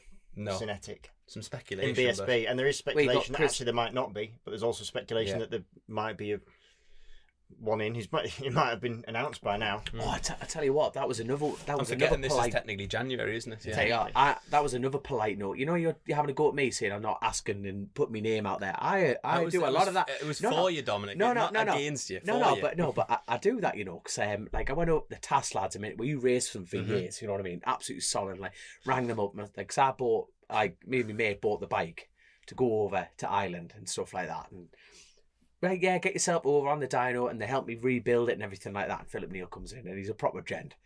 And I said, what are you doing next year? He goes, no, we're in the middle of sowing that. And I said, let me just stop you there. I'll ride it for you for nothing. Sweet FA, it won't cost you a penny. And he just went, I bet you would. That is the most polite. That is the most polite fuck off I've ever heard in my career. When I said push yourself, I didn't mean walk in the workshop and go and grab the gaffer and be like, "Here's the job." The gaffer walked in, but you know what I mean. You're laughing about, you know what I mean. But secretly, when you're laughing, like, just let me just cut that out and put that on there. Do you think? So that's 2 seriously top rides that I'm going to have to beat both all their riders next year. So if Hutchie's back on that bike, I'm going to have to smoke them. Absolutely smoke them. Do you think Michael will stay where he is, doing his own thing? I mean, nobody see Kyle Wright literally 2 days, yesterday even, was the Michael Dunlop thing, isn't it? It's the Michael Dunlop enigma that he is. It's like, it's always last minute. It's always last minute change, I wonder how do you reckon he'd have gotten on that Honda? I don't think it was ever going to get to that point. No. I really don't. It wouldn't have. I don't think it was ever. I just don't think it was ever going to get to that point. I think Because I don't really know Michael very well, but when you look at what he does, I think that it's by design. It's my personal opinion. This lateness, this switching, this being always the underdog. Yeah. And it works for him. That's his thing. That's his That's a good point there. I think he thrives off it. But he's definitely happier doing his own thing as well, isn't he? Yeah, and he's all of the lads have been like that. But look what he did in the Supersport this year. Lap record, absolutely smoked away on them Supersport races. Absolutely, off he went. It was phenomenal. Yeah. Absolutely. And you compare that against Lee Johnson, who won it last time. And then he's been doing British and everything like that. You know what I mean, though? But you thought Michael just turned it on. You think if he gets that opportunity to fit when he can and when he wants to, he will. Yeah. Michael Jesus, fantastic. And I was teammates with him at Tyco when it was, and he's an interesting character. He really is. But I do think he enjoys being the underdog. But if that's what works for him and makes him tick, then he has to do that, and that's fine. That's the character of Michael, and it's good though, isn't it? You know, like I was with Hawk this year, and they basically keep a bike for him all the time. Which is good. You know what? Yeah, that's like there's a Michael bike in every. Good. It goes round with I like that. because they know that if he decides to, he'll phone them up, and they'll provide a bike with no pressure. Yeah. And no expectation and no contract and no nothing. Which is no go and do this, go and do that corporate thing. Literally pick it up, put stickers on it or don't put stickers on it and ride it. And no one will expect anything, but you'll probably do fantastically well because you're a great rider and it's a great bike. Is that not every rider's dream? You know, yes, obviously being MotoGP and stuff like that, but a top factory ride is a backup. Just at the drop of a hat. No. That is literally the blunt side of it. He has got a friendship there, but reliability of going. Yeah, in a way, most riders want the other contractual terms that come with it, though, because they want the security. Yeah, they want the whereas he actually wants the opposite of contractual terms. He wants complete freedom to do. Yeah, he wants Michael wants to do. He wants a booty call, doesn't he? Yeah. A booty call. The booty. I like that. What booty calls up? I mean, no, sorry, I got lost there. Boys, can we pause it and go for a piss? And we're back after the little pit stop there. So we've discovered that Joe Akroyd has the world's smallest bladder. And just wait all the time. Just wait. To be fair, Christian's holding the line because he had the biggest cup of coffee. So I'm trying to think. I think you need a piss, but you've turned this into like a competition. I'm not going to go. You I'm not going to go. This is going on for another 2 hours. This is a different training regime for him. There you are. It's no, I was about to say. So we kind of got to. Really, the most highlight part of that before we broke for the piss stop was booty call. So I'm trying to think we're going to start fresh on the side of things. And let's talk about Macau Grand Prix. You know, let's sum off the 2022 season, on the roads calendar. And COVID pandemic and basically COVID still. Did you get a call from Macau this year? I did, yeah. I got one. But I was having surgery, so I got one last year, and then they offered. They told us that basically about all the quarantine rules that you had to do. Was it a week or 2 weeks? It's 10 days, wasn't it? I think 10 days, but you were isolated in your hotel room and everything like that. Did you do 5 days in Singapore and 5 on Macau or something? Something like that. It was just a lot. It's a lot on either end of a trip, isn't it? It's hard for a rider to accept doing that, and then a team's got to then say to a mechanic, "Well, you're gonna have to go do 10 days unpaid or they have to foot the bill." They're not going to do it, are they? So. And then did the race go I was catching snippets. Did it even go ahead? I saw loads of stuff about red flags or delayed races or. Yeah, wasn't the race did happen? The race did happen, but I think one of them was delayed or one of the qualifying. The first race didn't happen because there was a crash and a car race that absolutely destroyed the rector seal. They didn't have time to run the race. That's why it got stopped on the first day. So they actually held everyone back on the flights to go back to the second day. And then they only had the one race, which was reduced to 8 laps. And it was just, it spread out really quickly. It was difficult because the situation is, if Macau didn't put an event on for the bikes, it might not be there for the future. Yeah. You know what I mean? And like you say, the Sofa Warrior element, it was to be blunt and very open, the rider list wasn't there. You know what I mean? It wasn't the rider list wasn't there. No, that's the thing. But the mad thing is, but then, riders like Sheridan Marias went to go. I mean, Sheridan's got so much experience. He's been around years, hasn't he? He went and had a I think he was second or third, Sheridan. He finished on the podium. Yeah, he had he had a good run. And I think that's cool for somebody like that who's, done World Superbikes and World Supersport. You know what? Was he what? Was he a teammate of yours at one point? Not Sheridan, but he was in, he raced World Endurance this year, didn't he? Yeah, for Logic. Yeah, it's dead funny. He's got a little stool to get on the bike. Little step to jump on the bike. Yeah. He's really short-legged. He is really short-legged, yeah. But he's a weapon, isn't he? He's a weapon on the back. Fast. Yeah. I tell you what, we could like, honestly, I'm feeling sorry for Grace at this point. We're like 2.5 hours in, and I think is that how deep we are? We are deep, mate. You know, we're potentiometer, full deep balls slapping off the wall here. Where we are going for it, mate. No, but the thing is, like, I almost want to like go back to the state of play off the pod. You know, it's a bit like you lads are going to be doing a fantastic job, and we're going to be sharing between the guest elements and also like catching up with you individually. You know, the story's going to continue for each of you, which is fantastic. And I think we can even go back to the Macau and anything that we've missed from the 2022, which automatically gets talked about in any other conversation that we're going to have going into that. But before we go any further, you know, I feel like we've discussed in full detail Christian's plans. I think I gave too much detail. No, it's all good, man. That's what it's about. That was the BSB. Yeah. Of course it did. No, it was bang on, absolutely bang on. But no, I want to talk about your plans. Well, I want to talk about your plans. Well, no, I tried. Because you did try. You did try. Sort of brushed over it awkwardly. Now, to be fair, you didn't listen to the one that we had last time. You know, we can discuss so that. we covered. Now, unfortunately for all the listeners out there, I'm going to be on every pod. So that's probably, you're going to have to share. I'm all right in small doses, as Christian pointed out beforehand. Cheers for that. You know, the reminder of the Paul Bird one. Dickhead. No. But, you know, it's we can always discuss that. But, you know, we're all here. We're all having a good crack. You know, but seriously, mate, you were a miss on the roads this year. You really were a miss on the roads this year. Yeah. Yeah. The start of this year from 2019, if I go back to the beginning, 2019 was my first year back after doing me back. And yes. I think I had a pretty good TT, considering I just went and ran my own thing. I just turned up in a van with an Australian detective that we ended up... he was a mate of mine in Australia, but he was there just watching. We ended up recruiting him as pit crew. My mate who's a joiner, and then Robbie, who's... in finances. So, you know, I didn't exactly have what you would have on paper as the dream team, but you know, they were all mega, but it was 4 lads doing the best they could at the world's greatest road race, you know, and we finished 18th, 125 mile an hour, and I had what I had on paper and looked like a real good opportunity on a Suzuki for 2020, and obviously COVID happened, and then I broke my back for a second time, so I had to try and come back from another round of spinal surgery. And he just brushes that off, doesn't he? You know what I mean? Yeah, just round 2. Yeah, sentence right there. You know, you with your gammy eye. A bit more scaffolding, but yeah. Class. But you know, to be fair, the offer was still there for the start of this year, and we went and did a test, and it just didn't work. It didn't all come together, and it was frustrating, but also while in the background of that, my wife was pregnant, and attaboy. So yeah, attaboy. I don't know how it happened, to be honest with you. Were you there? No. We'll explain afterwards. Can you? If you can do diagrams as well. Off air. I don't know what you're laughing at. You don't know how it works.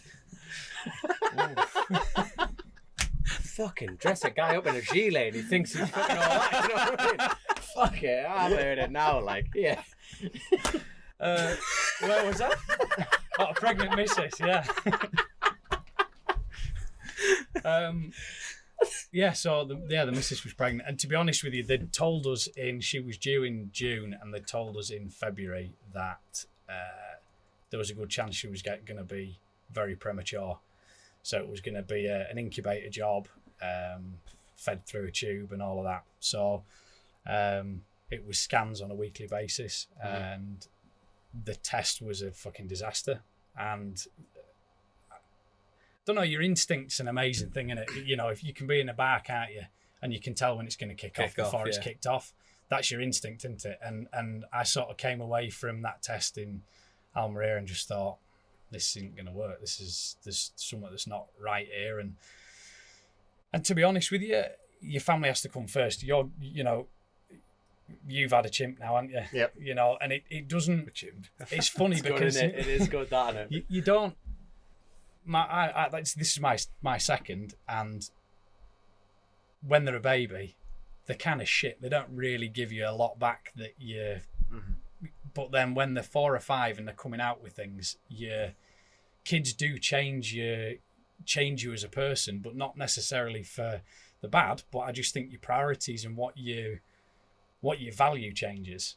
And I didn't enjoy Almeria. I didn't enjoy the test. It was frustrating. We didn't make progress. We didn't really go in the direction that we should have been going. Nothing felt right, and there was a few silly things that happened. And I just thought, you know, I'd almost rather be spending a bit of time with my little lass on a throttle bike, ripping around in a field here. You know, it sounds daft, but came away from there and just said, right, you know, the family needs to be a priority now, and just need to focus on where we're at. And you know, thank God, she was born on the 20th of June and she came out perfect. There's not a dot wrong with her, you know, and it was like, fucking hell. But those sort of 4 or 5 months were a lot of pressure and not knowing what's going to happen. And actually in that time, Chrissy rang me and said, I've been asked to do some commentary for World Endurance. Do you fancy jumping in and having a do? I said, fucking hell, what do you want me for, you know?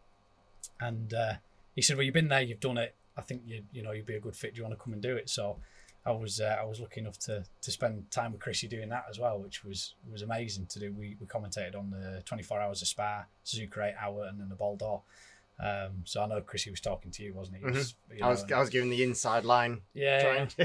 And then I was talking with Dan and the ADSS team, the British team, and I don't know. It was nice to kind of experience the racing from a different side of stuff, and then to be with Chrissy at Donington massively changed my perspective on things a little bit. You know, I'm 33 years old now. I've done racing for 24 years.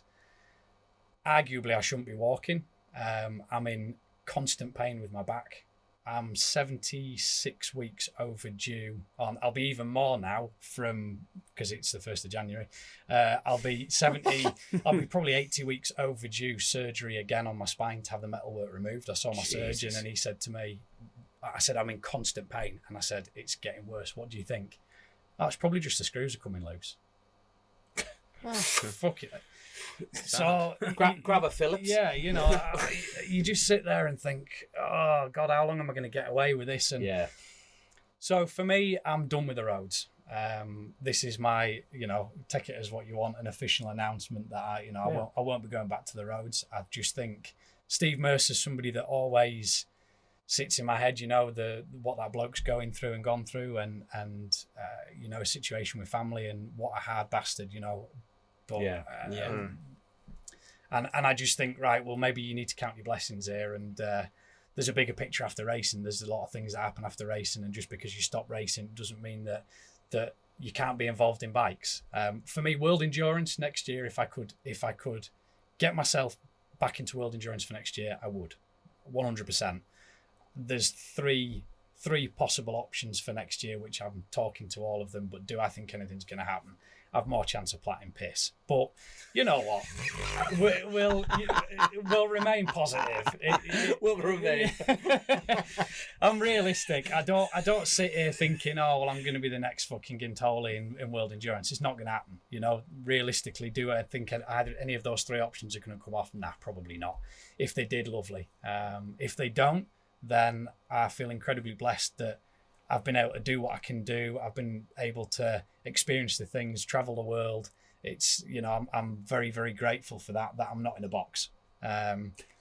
Because after 2017, I probably should have been put in a box. And then after 2020 at Scarborough, I probably should have been on 4 wheels, you know. So I'm grateful for where I am. And if I can, like I say, if I can go down that World Endurance route, I will do next year. And if not, then I get to do this. I get to spend time with you boys.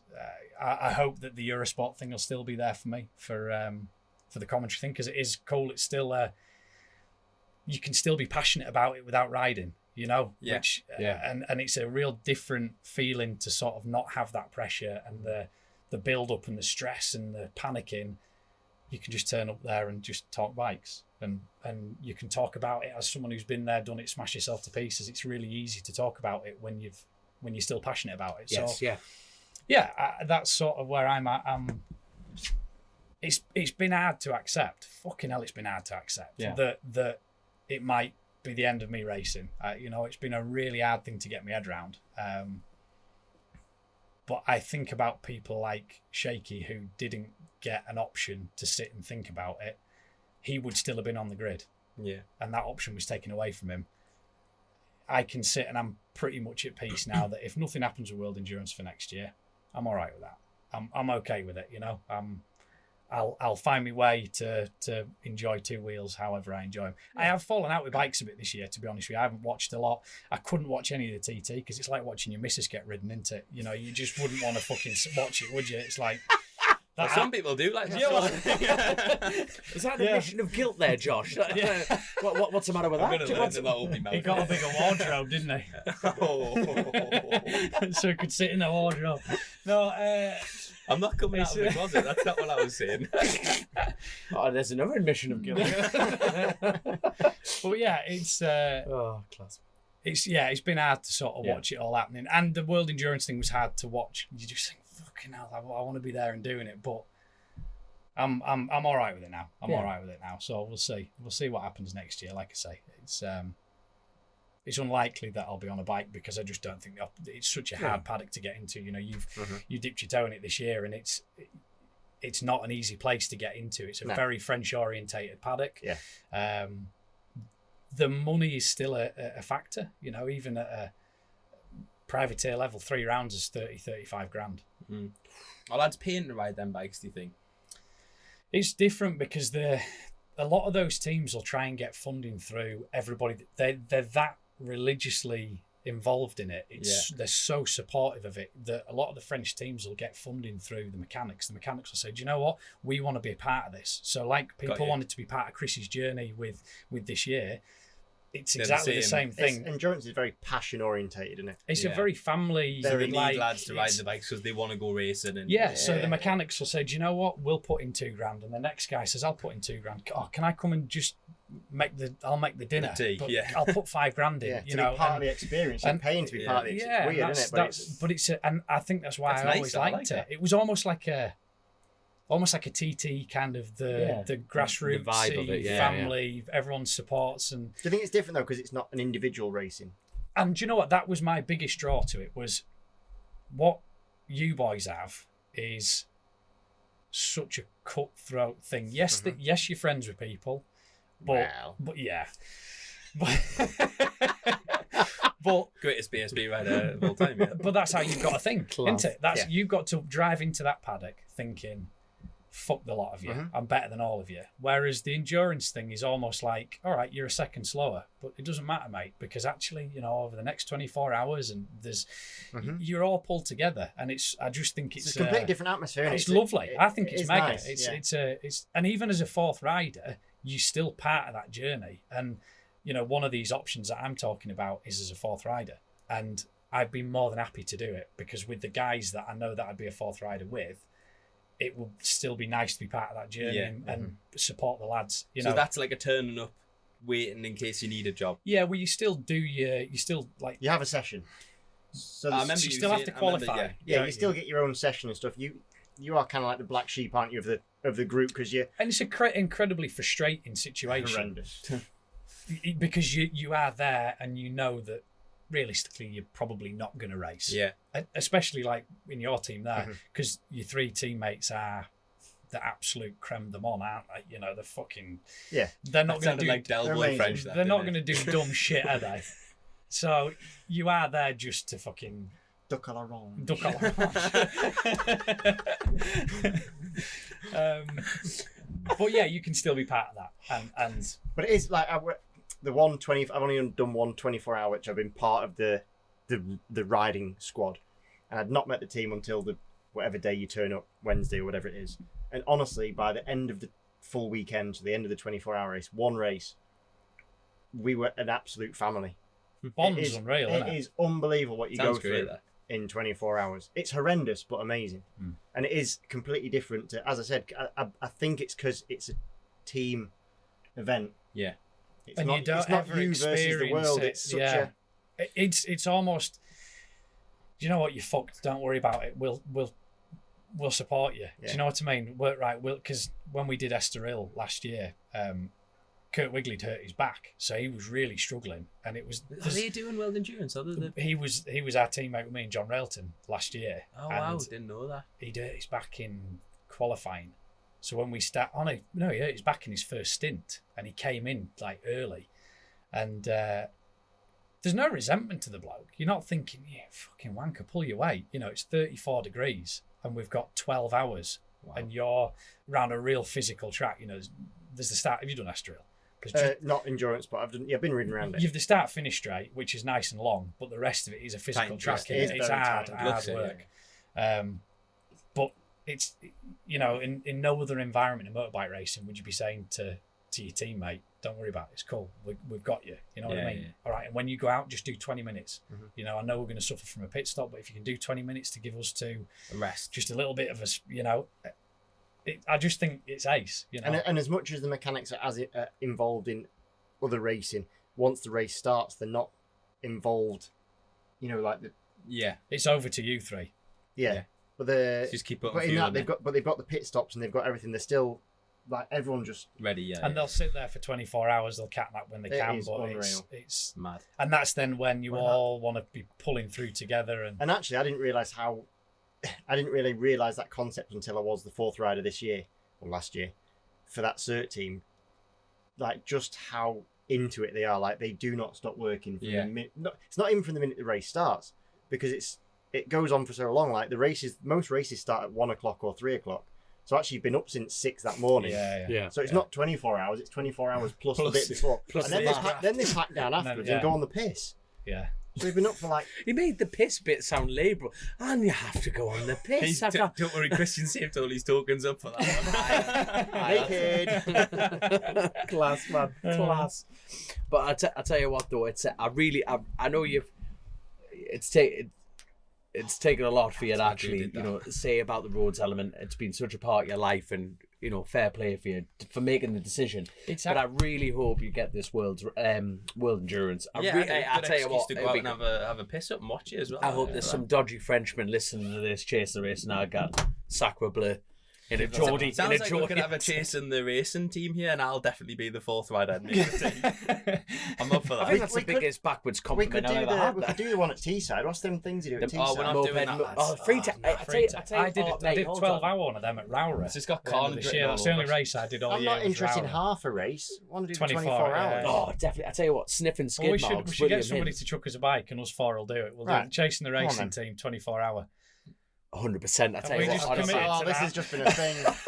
Oh man, that is definitely happening. Honestly, Grace, please cut that bit. We do not. Otherwise, it's a thing. Do not the best bike, really. I think one of the best bikes, isn't it? So you could have done with staying riding for them. That would have helped. We'll blame you if we don't win. Get it done. But I tell you what, like one of our patrons. So we are obviously the patron system on here, and sniffing skid marks. Funny enough, the first question that pops up. Well. That's got Free Tech Endurance written all over it. There you go. Which is absolutely class. And I tell you what, also what he's one of his questions is, Christian, are you going to be doing the fat camp this season again? I don't know. By the time this goes out, we'll know if it's been happening or not. So there we go. At the point we're recording this, I'm not sure. The reason I'm not sure is because I don't know about my shoulder. Fair enough. So if I can't put a full input into me fat club, then it's not fair, is it?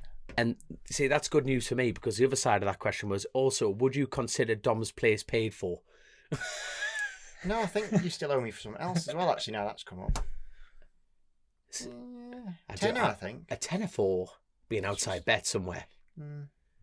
Next, one of our patrons, please figure that out, because I hate being in debt to people. 100%. It's like, no, so we've got Liz, looking forward to the pod. Probably too early for 23 predictions for the crown. Which crown? BSB. Well, obviously, he's the world's best. Done deal. So move on. Next two. Who's it outside? I'll have a fiver on you, Christian. I'll put a fiver on you. That's how I lost a tenner. So, no, but who's your outside bet? That actually question came from Ryan Garside. Who's your outside bet? And we didn't even discuss the showdown. I'm not going to go outside bet. I'm going to go who do it, other than me. I'll have to take myself out of it. You have to bet on yourself. But take myself out of it.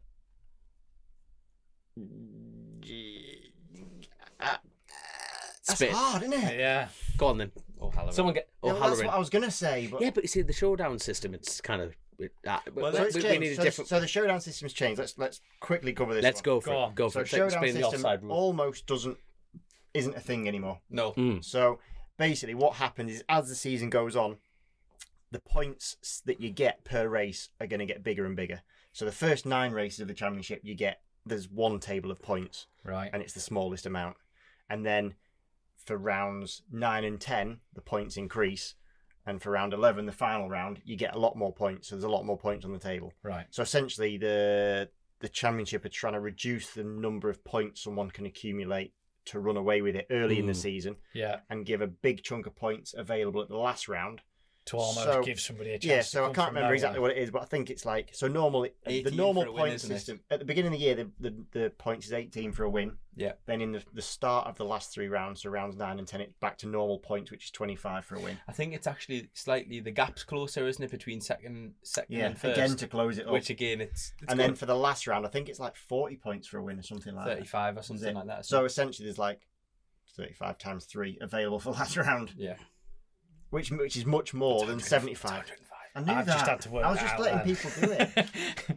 Is it a better system then? I don't know. I don't know. You were very adamant in your answer there. You know what I mean? You said it's a better. No.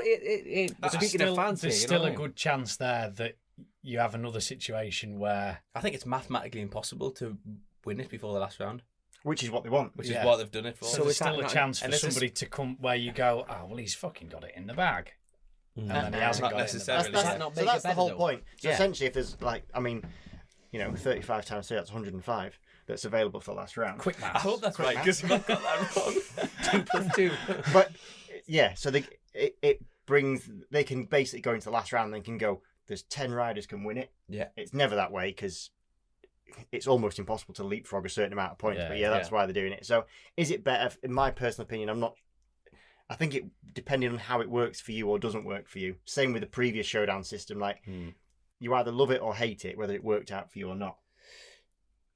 I think. Yeah, I agree. And we are a show. Like, I'm totally understand that we are a circus. Entertainment business, yeah. Like, and if nobody turns up to watch the circus, It closes down. Of course it does. So I understand. And until they start messing about too much, I'm okay with it. Yeah. Until we start having like, It feels like more. Were you a fan of the old doesn't it? system then or not? I wasn't Yeah, I particularly know. bothered. You didn't. Have No, an opinion on it? because the rules are the rules, and it's the same for everyone. Yeah. So I think it can be unfair, certainly on, like we just mentioned Jason. You know, I bet I'm if you sure asked he him- feels aggrieved by Yeah. the system. Yeah. Yeah. But at the start of the year, we all get the same rule book, and we all understand that that's yeah. how you do it. Yeah. So if you end up with a bad end to the season, then I think Yeah, what, it's it does, racing, what yeah. it does Yeah, do is devalue the wins earlier on in the season. Yeah. To a certain degree, because actually it'd be fine to finish second and then go balls because there's little difference. But will it change the dynamic towards the end of the season? Yeah. I think there'll be like a real strategy involved from a team's perspective and a rider's perspective. one thing that I think it's like interesting if they do continue with it, I think it would be, personally think it would be a good idea to change the last round. If the last round always has the biggest number of points, like to not always be at Brands Hatch. Yeah. There's always a rider that prefers that track, or Brands there's Hatch, always yeah. there's always a bike that's better at that track. Where would you go? Anywhere. It doesn't make a difference, does it? It always used to be at Donington, didn't it? I mean, the best place to go would be Thruxton because nobody gets to test there or do anything. Yeah. Everyone only rides there once And a the year. bar's good there now. I'd be up for that. But the other thing as well is also even the time of year is important. So like there's certain riders that prefer cooler temperatures, or like you set your bike up better for cooler temperatures. Other riders that go better in warmer temperatures. So I think it's fair, but it is unfair because the last round is always at the same track, same time of year. Yeah. The calendar is very repetitive. It'd be good to just switch the whole calendar, Yeah. not just Imagine the first So round that- and so not that's kill. just my- No, which is fair. round one in the snow. To be fair, it'll be interesting if they do that because to be fair, as BSB goes, they do change it. You know what I mean? It's not Yeah, they static. haven't.